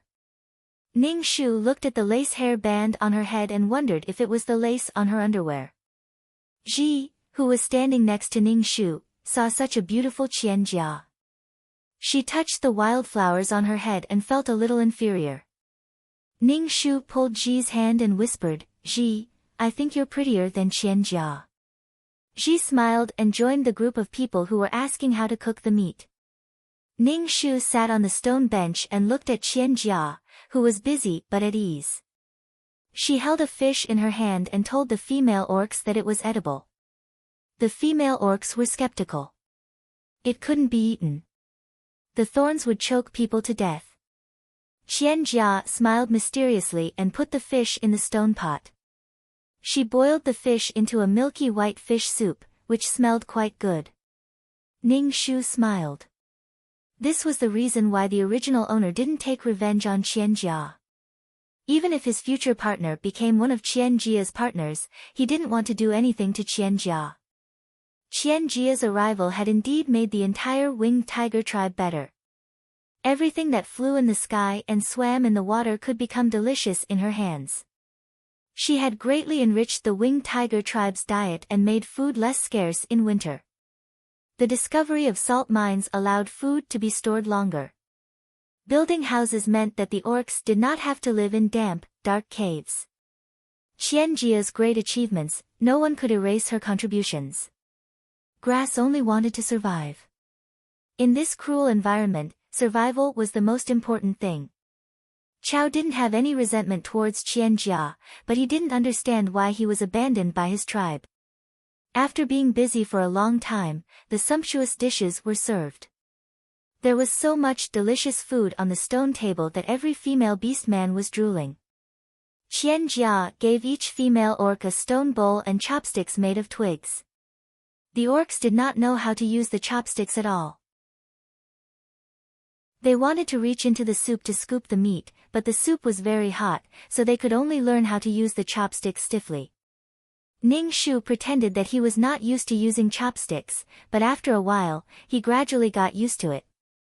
He picked up the meat and put it in the stone bowl in front of Ji, who was scratching her ears and cheeks anxiously.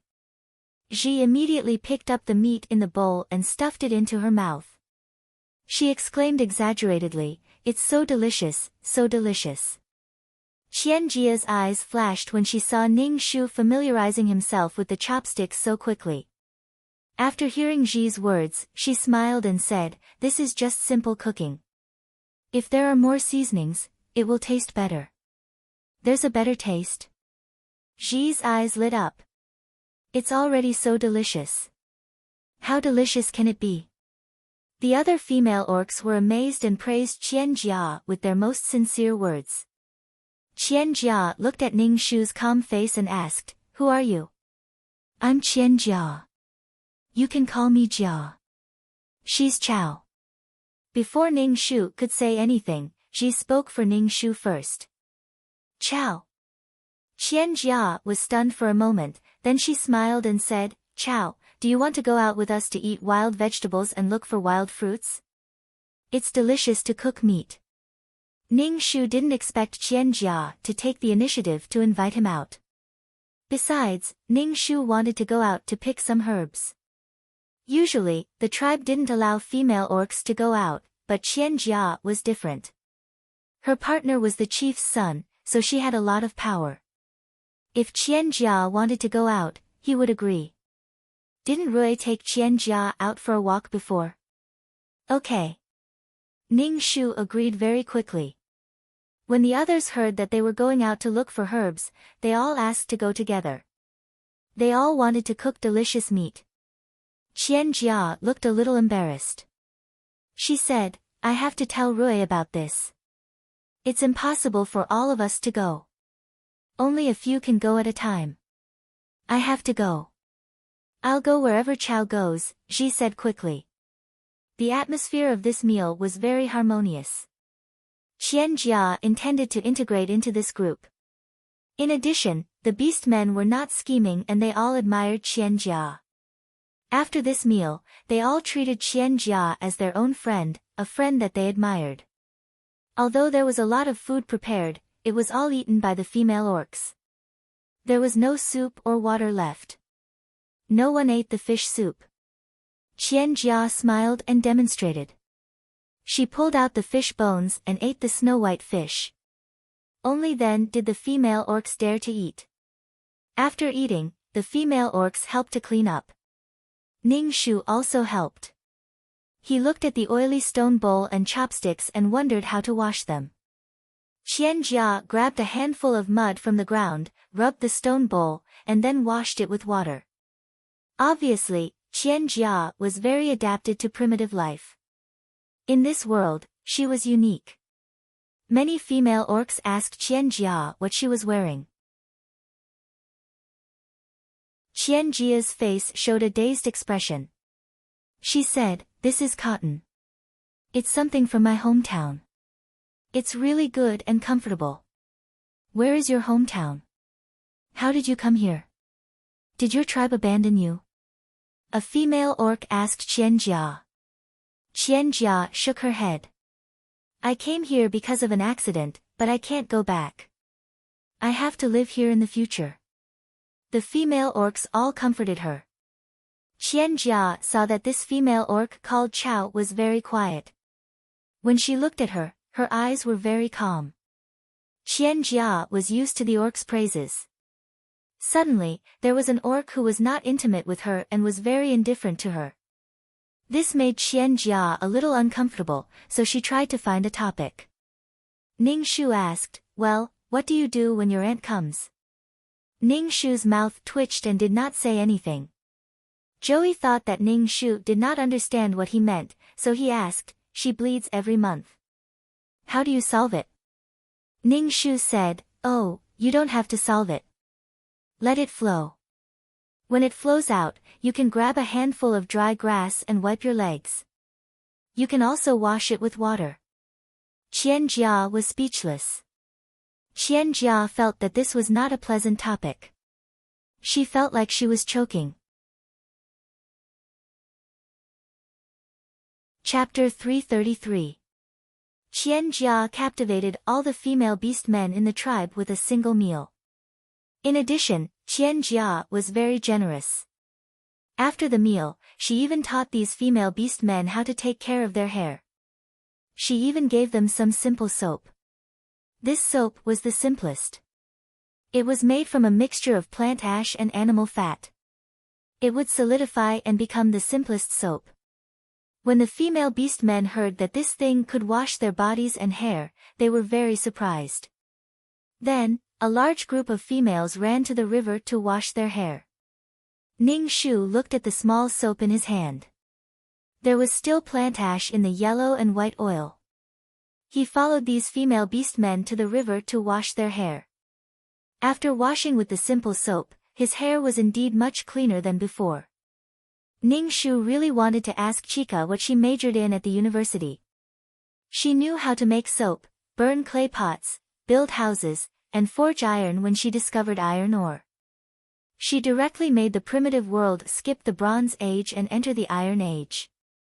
Everything was in Qianjia's hands, and she easily succeeded. Although she failed twice, she would always succeed. In fact, Qianjia was an omnipotent Mary Sue. However, this had nothing to do with her. Her mission did not conflict with the female lead Qianjia. It was necessary to maintain peace. Ning Shu borrowed something from Qianjia. Jia, can you give me your knife, the thing you used to chop meat? I want to cut my hair. Ning Shu had been impatient with his hair for a long time. His hair already reached his butt. When he sat down, it was very troublesome to sit on his hair. Qianjia was stunned for a moment. She smiled at Ning Shu and said, okay. Qianjia returned to her cave and gave her Swiss Army knife to Ning Shu. Ning Shu pretended that he did not know how to use it and looked at Qianjia. Qianjia patted her head and took the knife in Ning Shu's hand. She said, you don't know how to use it, right? This is a very common thing in our world. It's called a knife. Let me help you cut your hair. Thank you. Ning Shu's mouth twitched as she spoke. She felt that Qianjia's words were filled with a strong sense of superiority. After Qianjia helped Ning Shu cut a few strands of hair, Ning Shu did it himself. Because it was done with a knife, it looked like a dog had gnawed on it. Although it didn't look good, Ning Shu felt very comfortable. Qianjia was a very charming girl. After a meal, all the female beast men liked and worshipped her. On the way back, Ji kept praising Qianjia, her eyes full of envy. Ning Shu said, Jia is really a good female orc. Many orcs will like her. No wonder Rui likes her. Ning Shu could tell that there was something wrong with Rui. Ning Shu looked at Ji and asked, do you like Rui? Why should I like Rui? Ji looked at Ning Shu and asked in surprise, I saw that Rui was very cold to all the female orcs in the tribe, but now he likes Jia so much. Ning Shu thought, I'm sorry, hey, why did you make your hair like this? It's really ugly. All the female orcs in the tribe have long hair. You look so ugly. Guy won't like it. Ji's expression was very exaggerated. She almost covered her head and screamed. Ning Shu flipped his hair and said, "Of course, I'll do whatever is comfortable." Ji looked at Ning Shu with disappointment and said, "Last time I told Guy that you're a witch. Did he say anything to you?" Ning Shu shook his head and said, "He said he'll help me become a witch." Ji was speechless. Ji frowned. "Doesn't he know that you can't have a partner when you're a witch? You're going to be a witch. Why didn't he stop you from becoming a witch? Maybe he doesn't want to be my partner at all. Forget it, it's not a big deal. Aren't we going out of the tribe with Jia tomorrow to look for good things? Let's prepare more things." Ning Shu changed the topic. Because the female orcs were curious about where Qian Jia's food came from, Qian Jia said that she would take them out of the tribe to look for ingredients. As long as they followed Qian Jia out, they would be able to find a lot of things. "Yes, I've never been out of the tribe. I'll make a basket." Ji suddenly forgot about Guy and said to Ning Shu, "Do you want a basket? I'll make one for you." "Okay." Ning Shu nodded. He found a vine as thick as a finger for Ji and pulled it out directly. He dragged it to the entrance of Ji's cave and asked Ji to make a basket. Ji looked at Ning Shu with her mouth wide open. "Your strength? How did you pull it out?" "I pulled it out with a little strength." Ning Shu clapped his hands and said, "Is it enough? I'll get more if it's not enough." "It's enough. Only male orcs can pull it out." Ji muttered and began to make a basket. Ning Shu watched from the side. The basket made by Ji was very ugly. Some parts were loose, and some parts were tight. Each basket was different in size, but it was enough as long as it was practical. The next day, Ning Shu and Ji each took an ugly basket to the ritual square. There were several female orcs and a few male orcs there. Qian Jia was talking to several female orcs.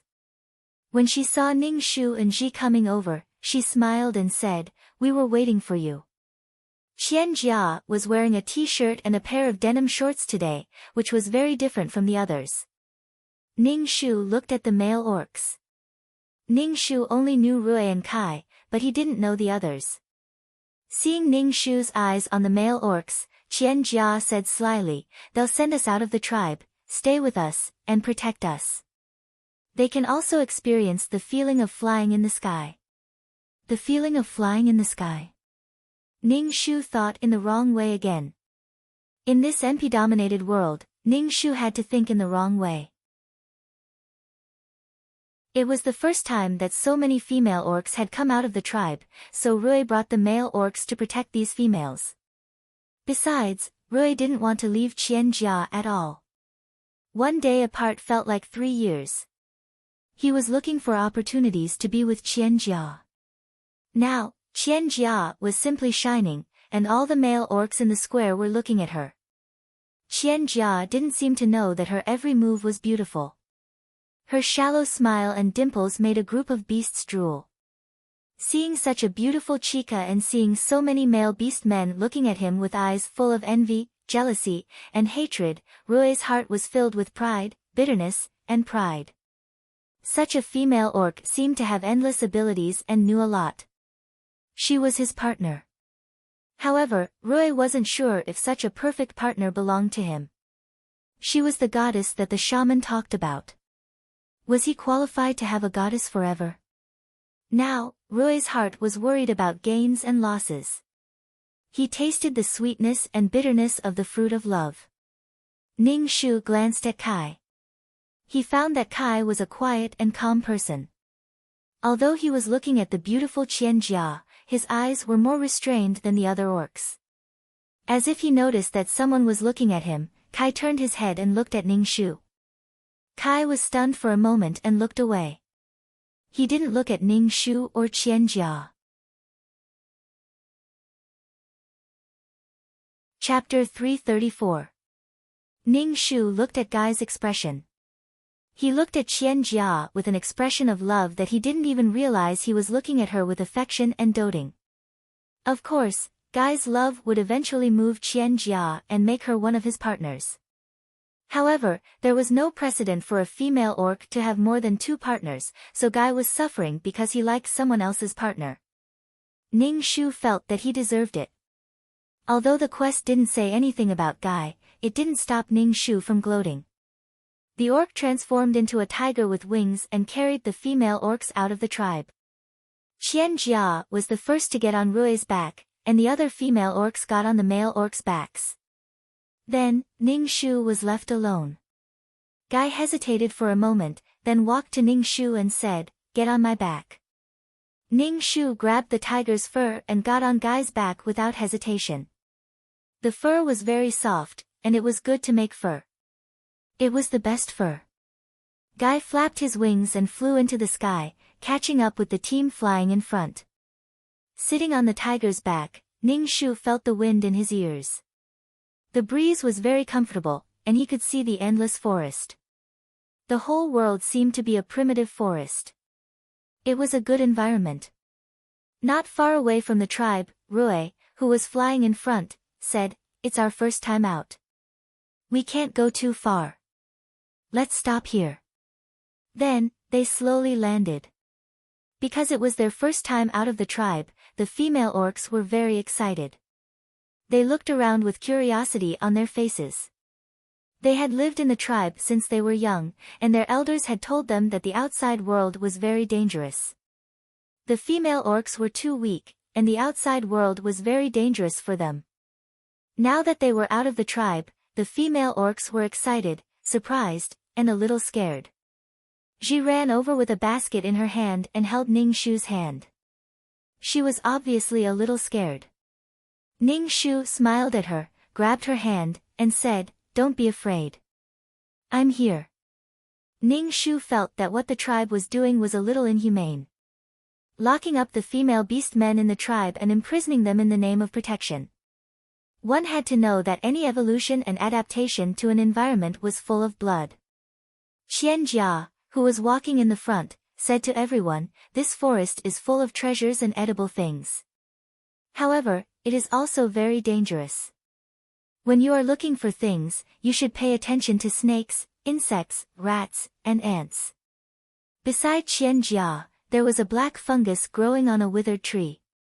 She said to everyone, "This thing is also good. Take it back and dry it. Then, fry it with meat and eat it. It's very delicious." When the female orc heard that it was edible, she began to pick them. Qian Jia pointed at the mushrooms growing on the ground. "These things are very fresh when used to make soup." When the female orc heard this, she started looking for mushrooms. She picked a very bright-colored mushroom. Ning Shu said, "Fuck, look at this. It's so big. This can't be done, this can't be eaten." Before Ning Shu could finish, Qian Jia came over and said sternly to Ji, "This is poisonous.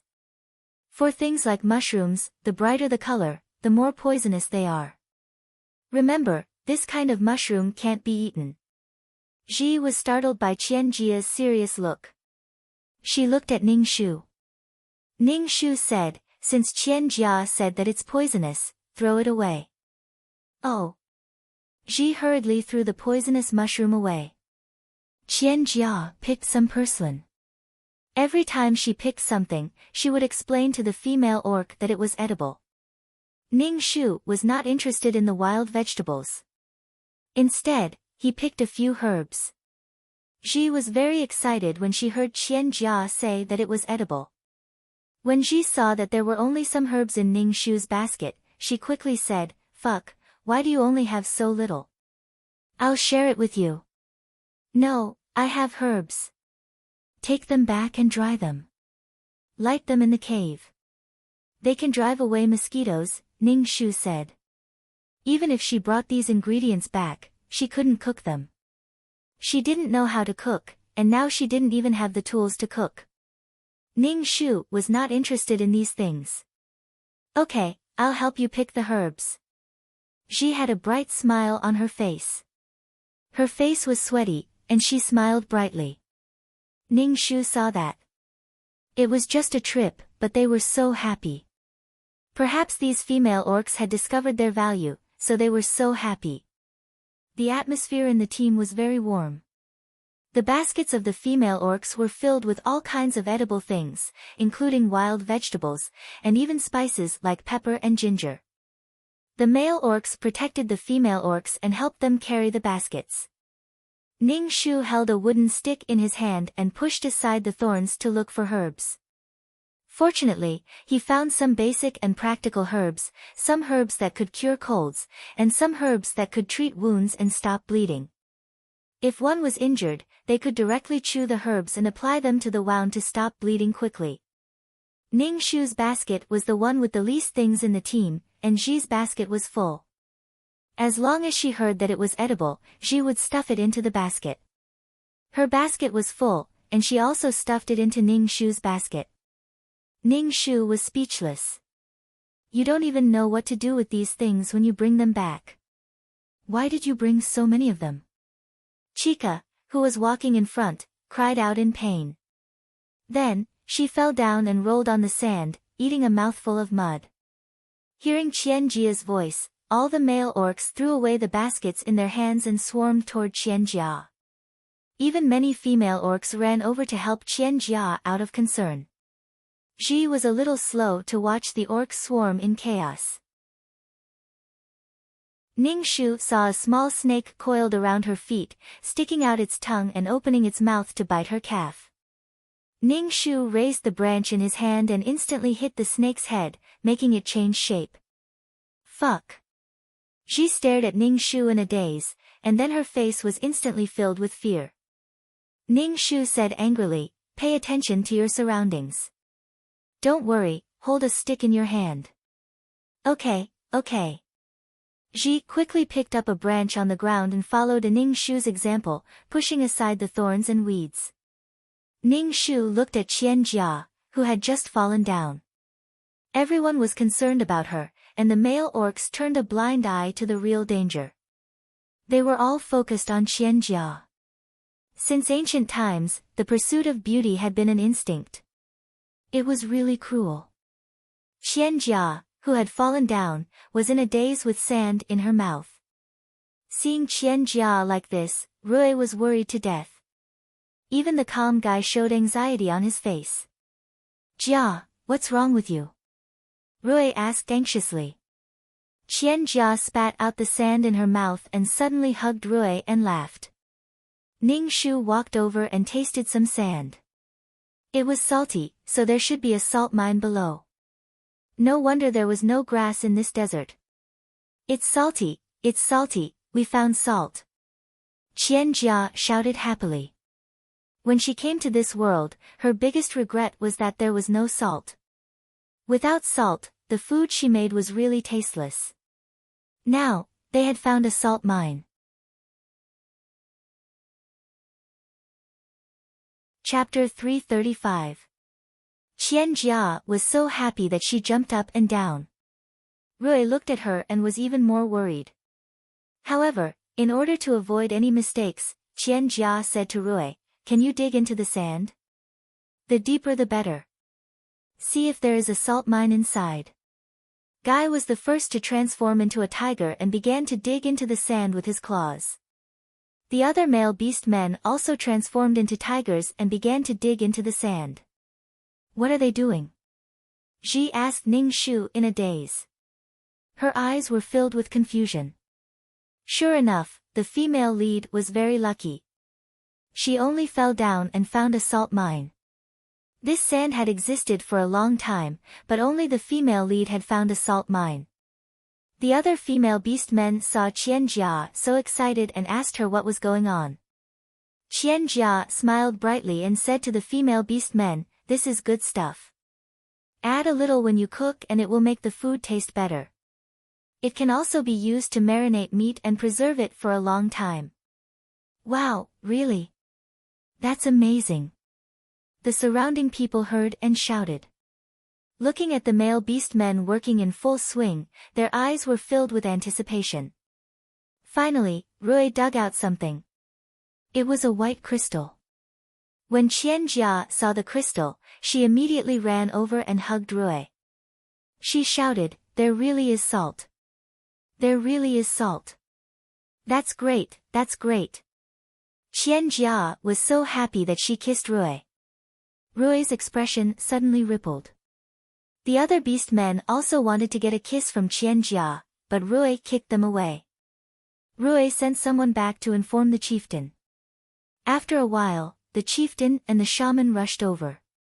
Seeing the white crystal, the chieftain's face was filled with excitement.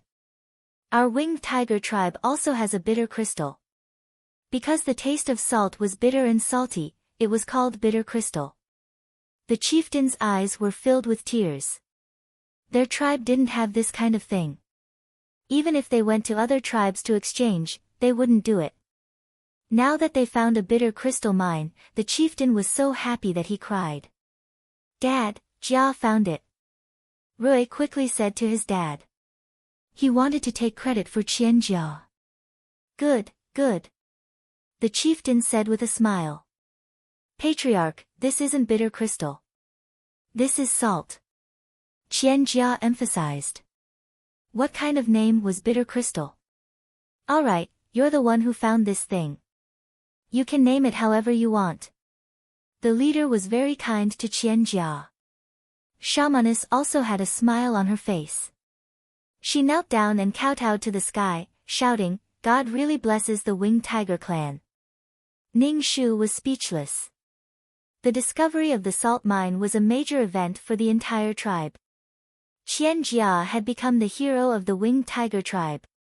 Qian Jia was a little embarrassed by these beastmen's praise. She quickly waved her hand and said, "I am also a member of the Winged Tiger tribe. I have been taken care of by everyone during this time. This is what I should do." As expected, you were sent by God to the Winged Tiger clan. The clan leader nodded. The male Winged Tiger beast men looked at Qian Jia with even gentler eyes. Even the female Winged Tiger beast men liked Qian Jia very much. "Fuck, what's this? Why are the chief and the shaman so happy?" Ji was confused when she saw that everyone else was so happy.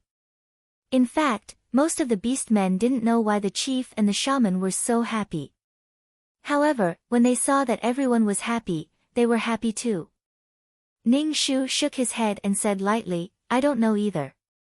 The clan leader waved his hand and asked a few male Winged Tiger beast men to carry the salt back. Then, he covered the exposed salt mine with sand and told everyone, "This is the lifeblood of the Winged Tiger clan. You must not tell anyone." When everyone saw the clan leader's serious expression, they all said that they wouldn't tell anyone about the salt mine. Ning Shu looked at the salt and asked Qian Jia, "Is this thing poisonous?" "How can it be poisonous?" Rui looked at Ning Shu unhappily. "Fuck, don't talk nonsense," Guy reminded Ning Shu. "Yeah, the chief said it's good stuff." "How can it be poisonous?" the other male Winged Tiger beast men said. Ning Shu was speechless. Fuck, did I say something disgraceful? Why was she being attacked by a group of people? This was the difference between a beautiful woman and an ugly woman. Ning Shu felt that he had become the villain, and he was deliberately looking for trouble. "Fuck, I was just asking. Why are you so mean to her?" Ji stood up for Ning Shu. However, with so many people watching, her voice was trembling. Ning Shu's heart warmed. He shrugged and said, "I was just asking. After all, I've never seen this kind of thing before. Can't I ask?" The atmosphere suddenly became a little unpleasant. Ning Shu took her wicker basket, pulled the branch, and turned to leave. At this time, Qian Jia patted her head and said, "Fuck, you reminded me that this kind of salt can't be eaten. There are some impurities in it and it also contains sulfur. It's harmful to the body. You have to boil it again before eating it." Qian Jia caught up with Ning Shu and said with a smile, "Fuck, thank you for reminding me." Ning Shu said with a fake smile, "I don't care." Seeing Ning Shu like this, Qian Jia asked, "Are you angry?" Jia, fuck isn't angry. Guy came over to comfort Qianjia. Ning Shu was speechless. You are all great heroes of the winged tiger tribe, the chief said with a smile.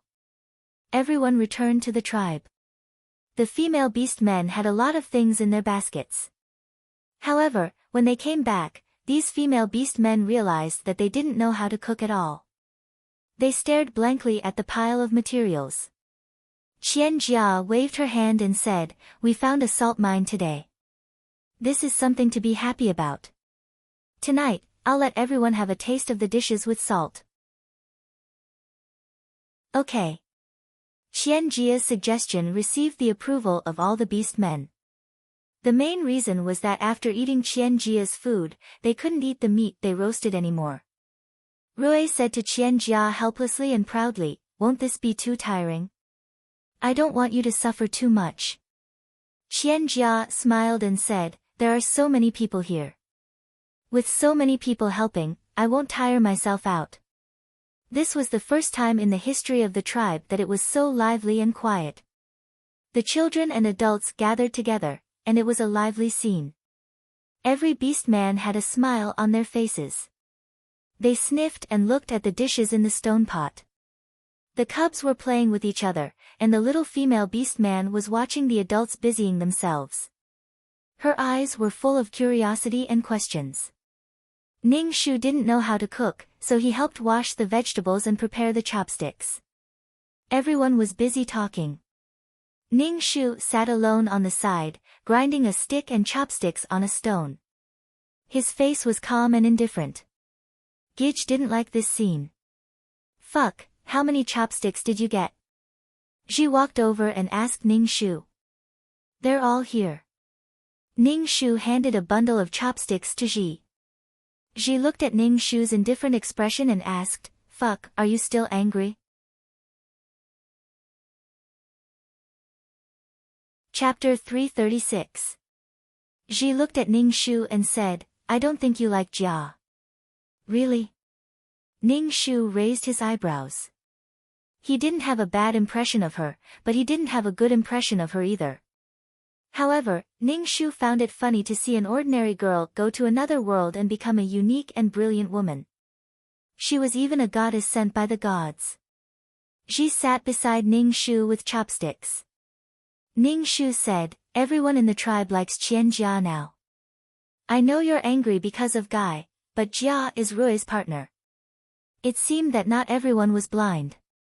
At least, Ji had seen through the problem. It should be said that most of the male winged tigers liked Qianjia now, excluding the old ones. It could be said that all the young males had a good impression of Qianjia. Her halo was so strong that Ning Shu didn't dare to look directly at her. "It's okay. I'm not angry." Ning Shu shook his head. She was here to do a mission, not to be jealous. It was just that she had been through several worlds, and sometimes she didn't like Qianjia's behavior. Maybe it was because she knew Qianjia's background, so sometimes she felt very strange. Why did she become so powerful after transmigrating? The meal was ready in the afternoon. There were several stone tables full of stone bowls, and in the stone bowls were food that they had never seen before. Ning Shu looked at the dishes. Most of them were home-cooked dishes. Qianjia must have put in a lot of effort to make them. After all, it was not easy to make such food under such harsh conditions. "Everyone, eat. If it's not good, don't say it." "I'll be sad," Qianjia said with a smile. The chieftain laughed. "I'm afraid it's not enough." "Why would I say it's not good?" "Hey, I'm the chieftain. I haven't eaten yet, but you guys are eating first." Everyone joined the fight for food. Rui pulled Qianjia to his side and said gently, "You eat too. You're really tired today." Qianjia smiled. Seeing these beast men rushing to eat her food, Qianjia couldn't help but feel proud. It felt good to be valued. Ning Shu noticed from the corner of his eyes that Guy, who was beside him, was looking at Qianjia from time to time. His expression was very complicated. It was melancholy, gentle, and tangled. Ning Shu felt constipated. She had fallen in love with the spicy fish in hot chili oil. It was Qian Jia who had found the chili. When she had found the chili, Qian Jia had wanted to cook the fish in hot chili oil.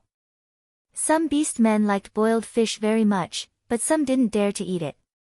Ning Shu put down his chopsticks after he was full. These things were incomparably attractive to the beast men, but to Ning Shu, they were just ordinary things. Fuck, why aren't you eating? She turned around and saw that Ning Shu had already put down his chopsticks. She immediately picked up some food for Ning Shu and said, "Eat more." "You eat." "I'm full," Ning Shu said with a smile. Qian Jia saw that Ning Shu had stopped eating, but the other beast men were still eating. Even if they were burping, they were still eating with great enjoyment on their faces. Ning Shu's expression was calm. Gich didn't eat, so Qian Jia felt a little uncomfortable. She asked, "Fuck, are these dishes not to your liking?" As soon as Qian Jia said this, everyone at the table looked at Ning Shu. Ning Shu twitched the corner of his mouth and said, "I'm full. I can't eat anymore." Could it be that she still had to feed her after she was full? Even if there was an immortal pill, she wouldn't be able to eat it. "I thought you didn't like it. What do you like to eat? If I know how to, I can teach you how to cook it." Qian Jia felt that this beast man called Grass was different from other beast men. Qian Jia felt that Grass didn't like her, but the entire winged tiger tribe was very good to her. Why would Grass be hostile to her? Ning Shu didn't know why Qian Jia insisted on talking to him. He said perfunctorily, "I like to eat all these. I've never eaten such delicious food." Qian Jia's eyes flashed with satisfaction. She smiled at Ning Shu and said, "Fuck, I like you very much. Let's keep in touch more in the future." Although Chica was smiling at Ning Shu, that bright and beautiful smile made Guy, who was standing beside Ning Shu, very fascinated. It was as if the smile was directed at him. Her shallow dimples showed off her white teeth. The sun shone on her face, creating a pure white halo, which made Guy's heart pound. Ning Shu said, "I like you very much too. Let's keep in touch more." This was the hypocrisy of modern people. They didn't like each other, but they said that they liked each other. They ate until the moon was high in the sky. Ning Shu and Ji returned to their cave. Ji was holding a stone bowl with some moist crystal salt in it. "Jia gave this to us. It's enough for us to eat for a long time. Jia said that it's delicious to put some on the meat when we barbecue," Ning Shu said. Ning Shu looked at the sky. There were already 3 moons. According to Ji, there were 10 moons in the sky when winter came. There was only hot summer and cold winter in this world. In the memory of the original owner, winter was the most difficult. It was cold and it snowed for the whole winter. There was no food. In winter, many female beast men in the tribe died. Ning Shu felt that it was necessary to prepare in advance. Looking at the 3 big moons, Ning Shu felt that God's aesthetic was really abnormal. 2 suns and 10 moons. Ji, save the salt. It will be very useful in the future, Ning Shu said to Ji. After returning to the cave, Ning Shu took out the herbs in the basket and put them at the entrance of the cave where there was ventilation. In the future, he would go out to find more herbs, especially those to cure colds. If possible, Ning Shu also wanted to go hunting and marinate the meat to survive the winter. However, it was not easy for female beast men to go out of the tribe. In the whole tribe, only Qian Jia could go out at any time, and she was escorted and protected. Goddesses were different after all. Even in a primitive society, classes still existed. But, he had to improve his strength first. Ning Shu ate a spiritual marrow crystal the size of a little finger. Suddenly, a horrible wave of Reiki swept over and was absorbed by the weak qi in his dantian. After absorbing the Reiki, his qi became stronger. Ning Shu clenched his fist and felt that his hand was stronger. With strength, Ning Shu's heart was more at ease. At least, he had the ability to protect himself. Ning Shu did not believe in beauty and charm. He only believed in strength. Only strength could protect himself and make him invincible. Maybe it was because Ning Shu and Qian Jia did not have a good relationship last time. Qian Jia took the female beast men out to find things and did not bring Ning Shu anymore. Ning Shu knew that Qian Jia was upset. His attitude probably made Qian Jia unhappy. He wanted to go out to find herbs, but now he could not even go out of the tribe. Chapter 337. Qian Jia no longer took Ning Shu with her, but she would take Ji with her. Every time Ji came back, she would give Ning Shu a lot of things, such as wild grapes and other fruits. Now, the female orcs in the tribe liked to go out with Qian Jia. Every time they went out, there would be a lot of games, so the female orcs were very keen to go out. Ji even explained to Ning Shu, Jia said that every time she goes out, it's a rotation. Next time, she will take you with her. Ning Shu didn't care much. Although it was a rotation, there was always Ji. Ning Shu even felt that Qian Jia was trying to sow discord between him and Ji. However, Ning Shu would not quarrel with Ji, who was close to him, because of Qian Jia. Every time Ji went out, Ning Shu would crush the herbs and apply them on her body. These herbs could repel insects and mosquitoes. Last time, Ji was almost bitten by a snake. The male orcs who followed to protect the female orcs all looked at Qian Jia. Some things could only depend on oneself. If something happened, one could only bear it and suffer by oneself. Ning Shu curled his lips. If you don't take me with you, can't I go by myself? Now she could protect herself. After Qian Jia and the others left, Ning Shu sneaked out of the tribe. However, he just looked around the tribe, looking for herbs and occasionally hunting wild rabbits. Ning Shu encountered a fat and strong roe deer. Ning Shu chased the roe deer for a while and finally killed it with his bare hands. Ning Shu clenched his fists. It was good to have strength. When he dragged the spoor back, Qian Jia's team had not returned yet. Ning Shu dragged the roe deer into the cave first. He didn't intend to hand over the spoor. This time, Qian Jia found wheat, and it was a mature wheat seed. She was very excited. Thinking that she could eat steamed buns in the future, Qian Jia felt that life was good. After Qian Jia came back, she asked Rui to cultivate a piece of land. Rui agreed very quickly and asked some male orcs in the tribe to help. Guy was the first to respond. Qian Jia made a lot of delicious food to reward them. When Ning Shu heard this news, his face twitched. Could it be that wheat was grown regardless of season? But Chica still managed to grow it. Perhaps this world didn't have seasons. There were no 4 seasons to begin with.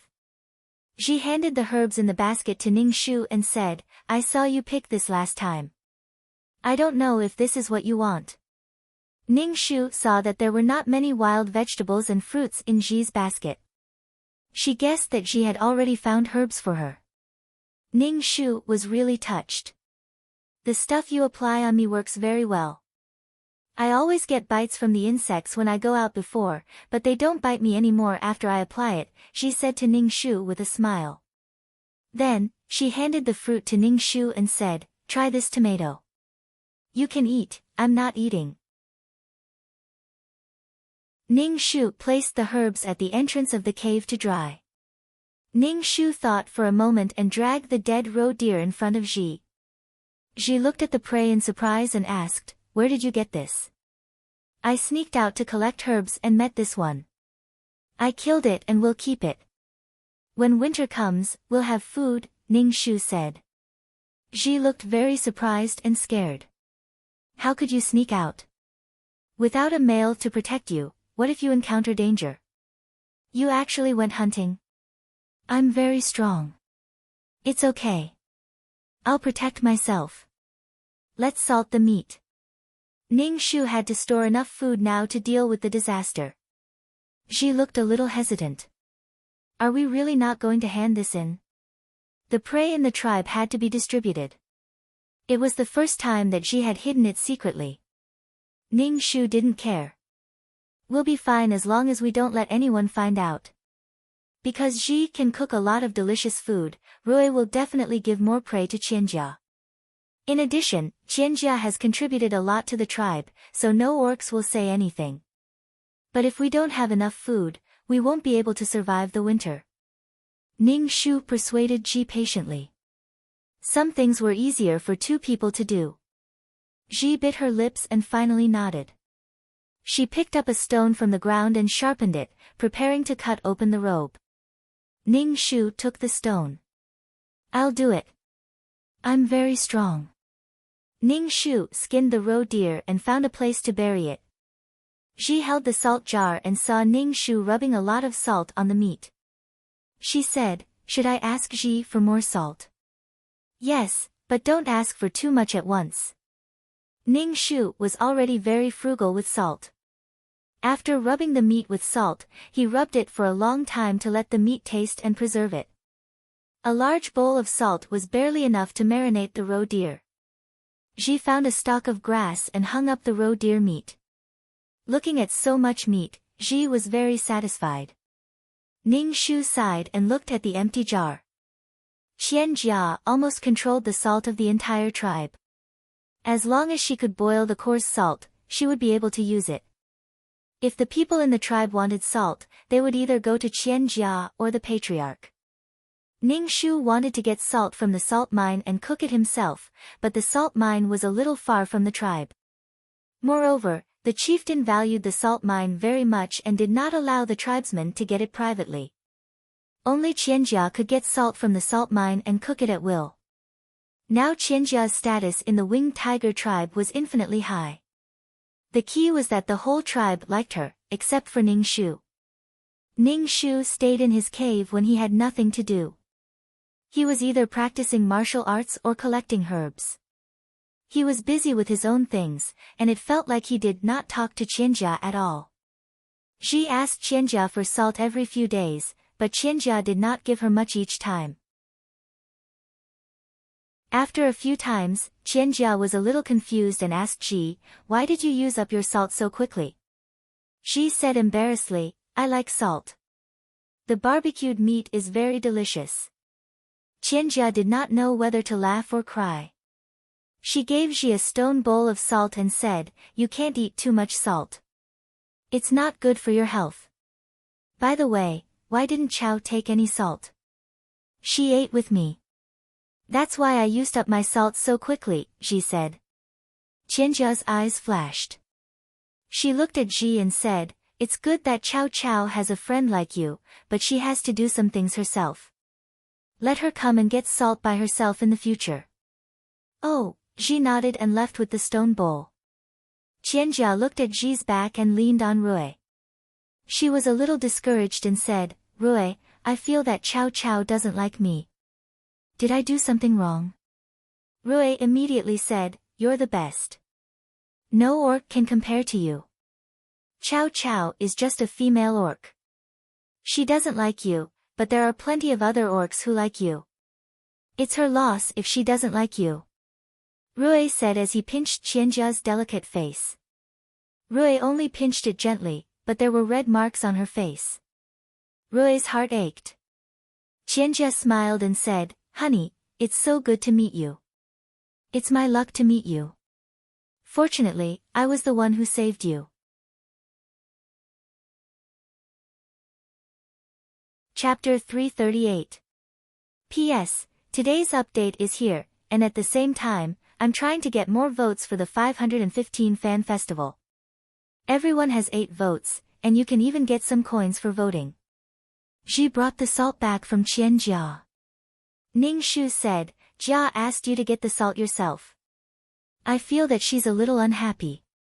Ning Shu was turning the bacon over to prevent it from smelling. Hearing Ji's words, he asked, she's unhappy. Yes, she asked you to get the salt yourself. I took the salt too many times, and she's unhappy, Ji said to Ning Shu. I feel that there's something between you and Jia. What could there be? Ning Shu said indifferently. Seeing the salt in Ji's hand, he said, I'll go hunt some prey and marinate it later. Ji nodded. Why don't you go and find Jia now? I feel that she's unhappy. We'll have to get the salt from her in the future. Ning Shu grabbed a handful of withered grass and wiped the grease on his hands. I'll go now. Ning Shu arrived in front of Qian Jia and Rui's cave. The entrance of Qian Jia's cave had been reclaimed and fenced off. Some vegetables were planted inside. There were bright red chili peppers and small tomatoes.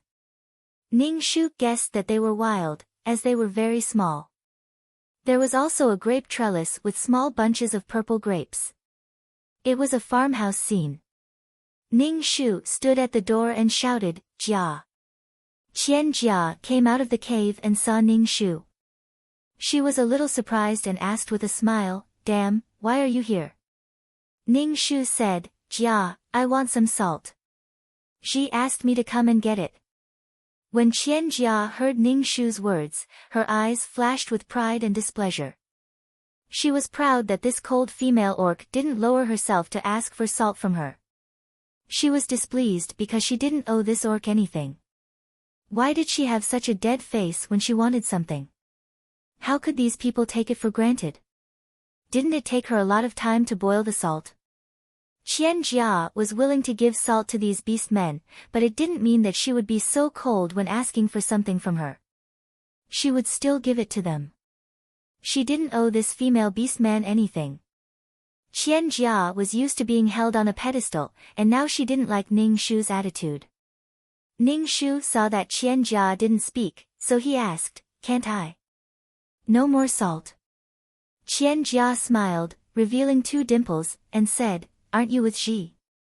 I've already taken the salt branch back. Come back next time after you finish eating. Ning Shu frowned and stared at Qian Jia. Ji had told her to come over and ask for salt from Qian Jia, but Qian Jia had refused. Why did Qian Jia give Ji the wrong impression that she was angry and ask her to come over? Ning Shu looked at Qian Jia, who was standing on the steps at the entrance of the cave. She was looking down at him condescendingly, appearing high and mighty. Ning Shu instantly understood what Qian Jia meant. She just wanted to humiliate her and sow discord between her and Ji.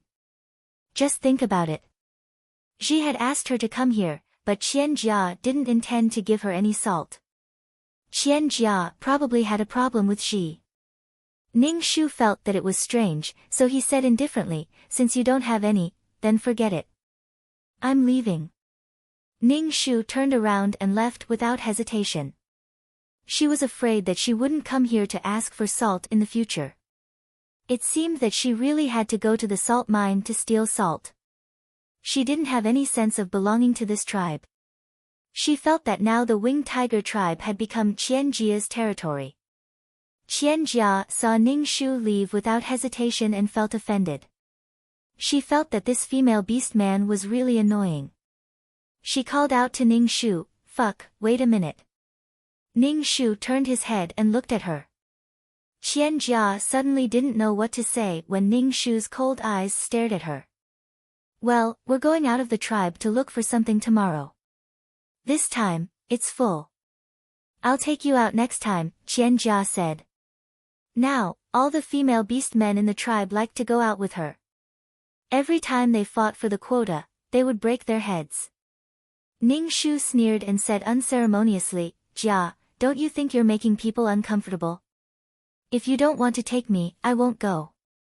Why are you saying this to me? Do you want me to beg you to take me? Qian Jia looked at Ning Shu in shock. For a moment, she was tongue-tied. She obviously didn't expect him to say something so embarrassing. She stuttered, I didn't think so. Then what do you think? Ning Shu said indifferently, Do you think that you're so great just because you're a goddess sent by the gods? Everyone has to flatter you. If you want to give me salt, then give me salt. If you don't want to, then forget it. You actually want me to kneel down and beg you, right? I didn't. Qian Jia was so angry that her body was trembling. Ever since she came to this world, Qian Jia had never hated anyone so much. She felt that the other party had cut open her heart. Some of her thoughts were exposed under the sun. She was embarrassed and stunned. Now, Qian Jia was glad that she came to this world. Although there were no planes, cars, computers, cell phones, or anything else in this world, she was unique. In this world, she was the only one who looked good.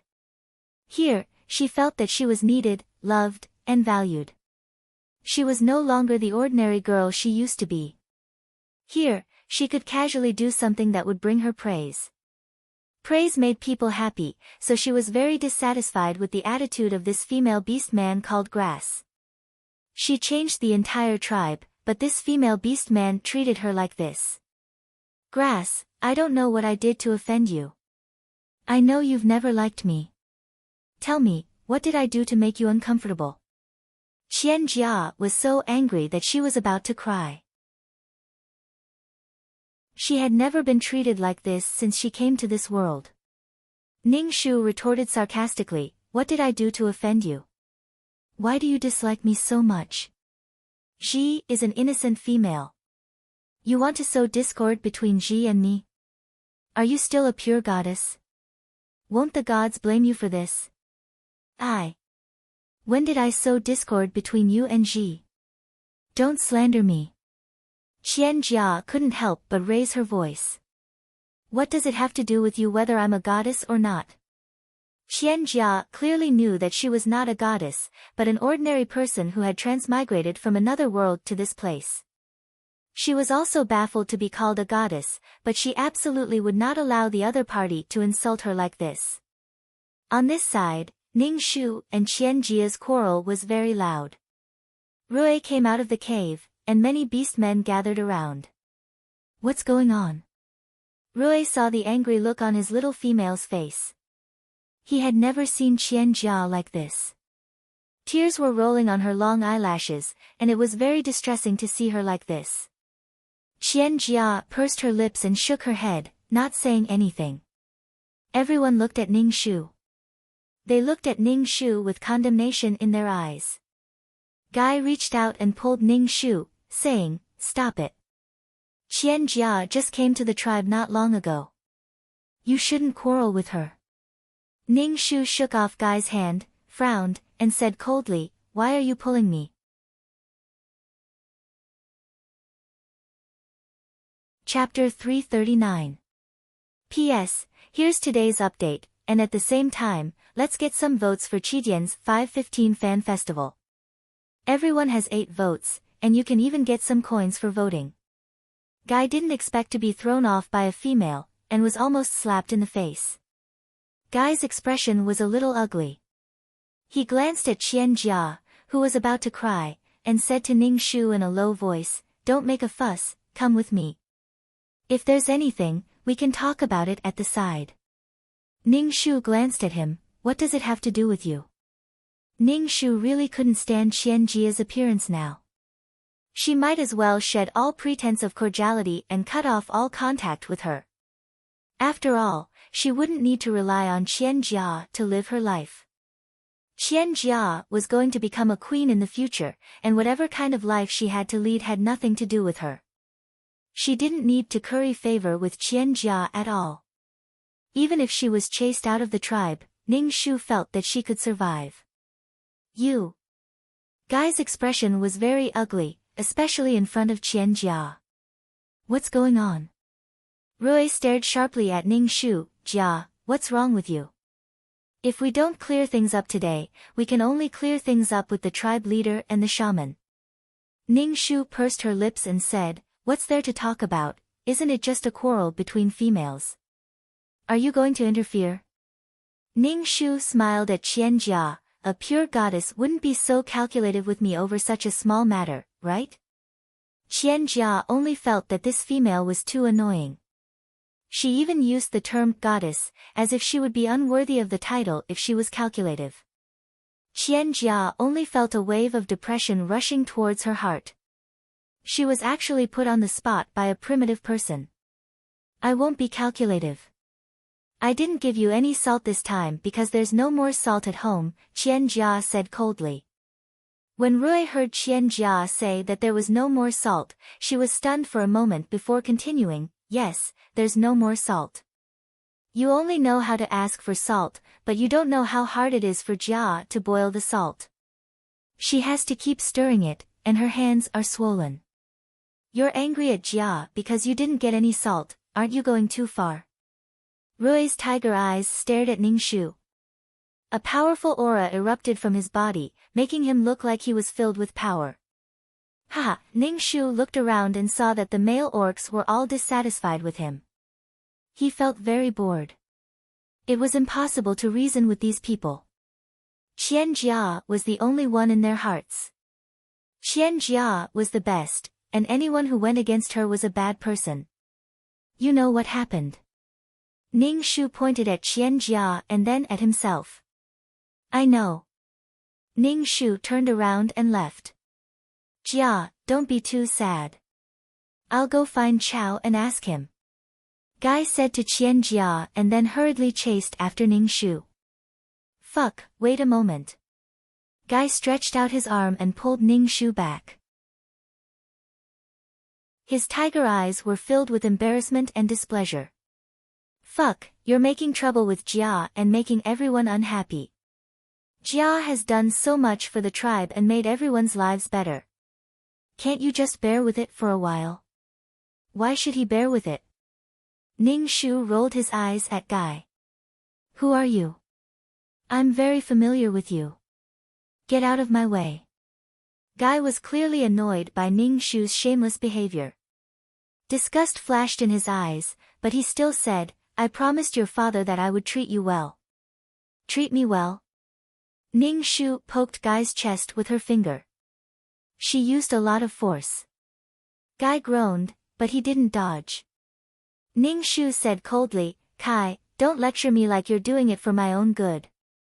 My father lost his life to save you. There's no one else in my life. Now you want to step on me to please Jia. Is this how you treat me? Do you think I'm a fool? What does it have to do with me whether she is a goddess or not? Should I kneel down and lick her toes? If you like her feet, go lick them yourself. Ningshu withdrew her hand and wiped it on her animal skin. Disgusting. Liking someone else's partner.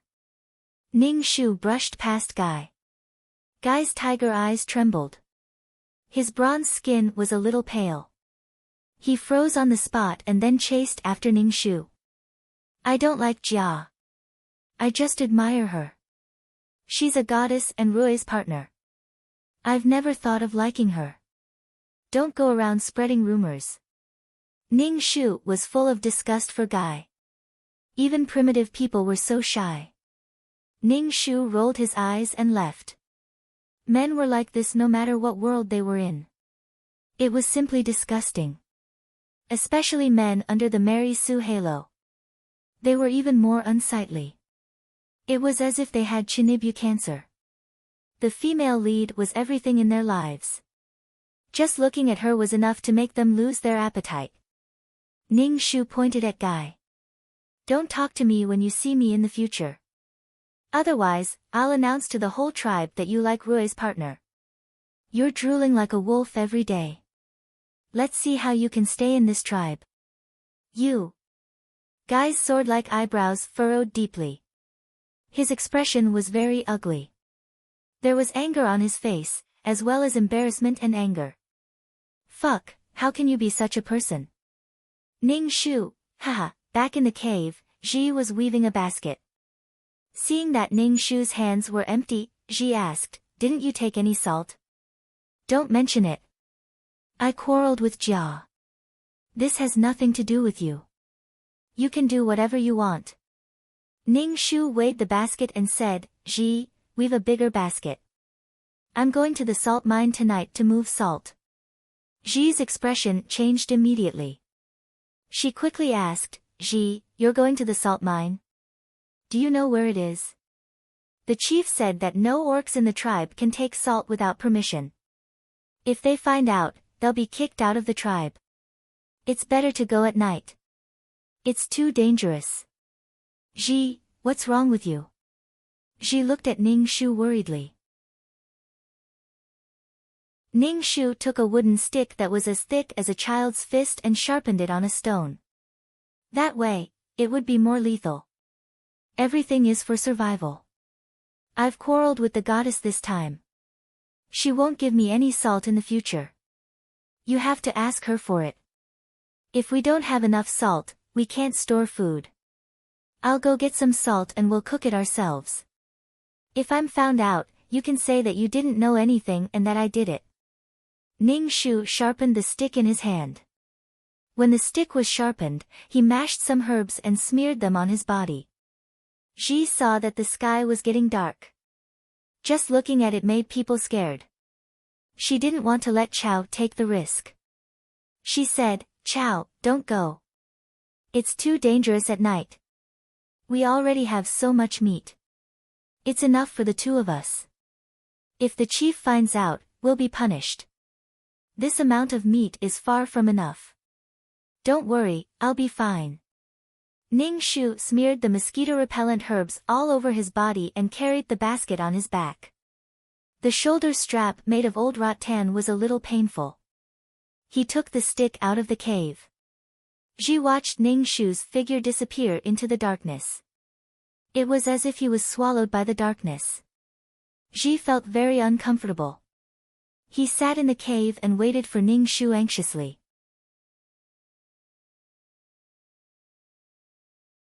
Chapter 340.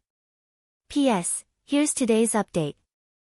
At the same time, I'm trying to get votes for Chidian's 515 Fan Festival. Everyone has 8 votes, and you can even get some coins for voting. There were 3 moons in the sky, shining brightly on the world. Ning Shu shuttled through the forest with a wooden stick in his hand. Every time he passed by a place, Ning Shu would break some branches to make a mark. There were many nocturnal animals in the forest. Ning Shu encountered a bat the size of a millstone. Its entire body was black and ferocious. When it opened its fleshy wings and pounced on people, it made people feel terrified. Ning Shu held a long wooden stick and used his chi to pierce through the bat. The bat screeched sharply, and its smelly blood splattered on Ning Shu's face. It was so warm that it made people feel nauseous. However, Ning Shu's stab was like poking a hornet's nest. The bats in the surrounding trees all rushed towards Ning Shu. Ning Shu carried the wooden stick and was afraid of running away. If he was chased too tightly, he turned around and hit the bat that wanted to grab him with its claws. After killing a bat, the other bats surrounded the dead bat and seemed to be tearing its flesh. After running for a long time, Ning Shu stopped to catch his breath. His shoulder was a little sore from the rattan straps. Right now, it was only an empty basket. If he carried the salt, his shoulder would hurt even more. Ning Shu didn't know how long he had walked, but he still hadn't found the salt mine. When he found the salt mine, Ning Shu noticed that there was a towering tree not far from the mine. It was very big, and the crown of the tree was so big that it covered the sky. When he returned to the tribe, Ning Shu mainly memorized some special plants, thinking that he might come to the salt mine. Sure enough, it was better to fly in the sky. His field of vision was wider, and he could see the big uncle at a glance. Now that he was slowly touching it, he didn't know how long it would take. Looking up at the sky, the 3 moons' light had dimmed a little. It was probably dawn. At that time, it would be very dark, and he didn't know how to go back. Ning Shu was so anxious that he was sweating, but he finally found a salt mine. He put down the basket and dug the sand with his bare hands. The primitive society without tools was really miserable. At least males had powerful claws after they transformed, but now she could only use her own hands. Ning Shu circulated his chi, took a deep breath, and began to dig with all his might. By the time he reached the salt, the sky had already turned dark, and the moon had begun to set. Without the illumination of the moon, it would be much more difficult to return. Ning Shu placed a large piece of salt in the basket, carried the basket, and began to run. Her shoulder was burning with pain, and she could feel the coarse vines wrapping around her flesh. The journey back was much smoother. With the markings they made before, by the time they reached the tribe, the sky was so dark that they couldn't even see their fingers in front of them. There was a flickering fire at the entrance of the cave. Ning Shu walked into the cave. In the cave, Ji was still awake and was using a branch to stir the fire. "You're back." Ji hurriedly threw away the branch in his hand and let out a long breath. His face relaxed a little, and he reached out to take the basket from Ning Shu's back. "Gently, gently, my shoulder hurts." Ning Shu gasped in pain. After putting down the basket, Ning Shu peeled off the animal skin and saw that his shoulder was bleeding. He chewed 2 handfuls of herbs and applied it on it. Ji looked at Ning Shu and said angrily, "I asked you to get salt from Jia, but you fell out with her. Now you're suffering. Can't you just coax her? You're too dangerous." "I can't.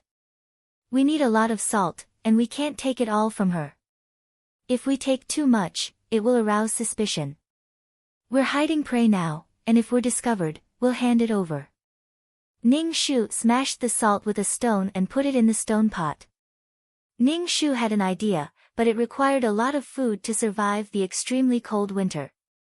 After a busy night, Ning Shu was very tired. He lay down on the withered grass and prepared to sleep. "You go back and rest too. We'll boil the salt tomorrow." Ji nodded and went back to the cave next door. Because Ning Shu had a falling out with Qian Jia, the next day, when Ning Shu went out to boil some salt, some beast men looked at Ning Shu with unkind eyes. However, those unkind eyes were all male beast men. Some female beast men came over to ask Ning Shu what was going on. Why did he quarrel with the goddess? Ning Shu just said that it was because of Guy, and he would let Guy take the blame. Some female orcs showed a look of understanding, but they didn't dare to say too much to Ning Shu. After all, Qian Jia was not only a goddess, but she also had a lot of things in her hands. As the saying goes, if you follow the protagonist, you'll get meat. It was a biological instinct to seek advantages and avoid disadvantages. Some female orcs were more concerned about Ning Shu and asked him to talk to the goddess. The goddess wouldn't care about it. There was no benefit in quarreling with the goddess. They also advised Ning Shu that Ning Shu's relationship with Guy's family was better. Guy wouldn't like it. Ning Shu smiled indifferently. Male orcs hunted to survive, but female orcs were weak and couldn't hunt to survive. They could only rely on the males. Subconsciously, they still wanted to please the males so that they could survive. Ning Shu had never thought of pleasing Guy. People who already had someone else in their heart would have a heart of stone. They wouldn't care about what others did. Instead, they would find it troublesome. To this kind of person, it was a slap in the face. Pleasing.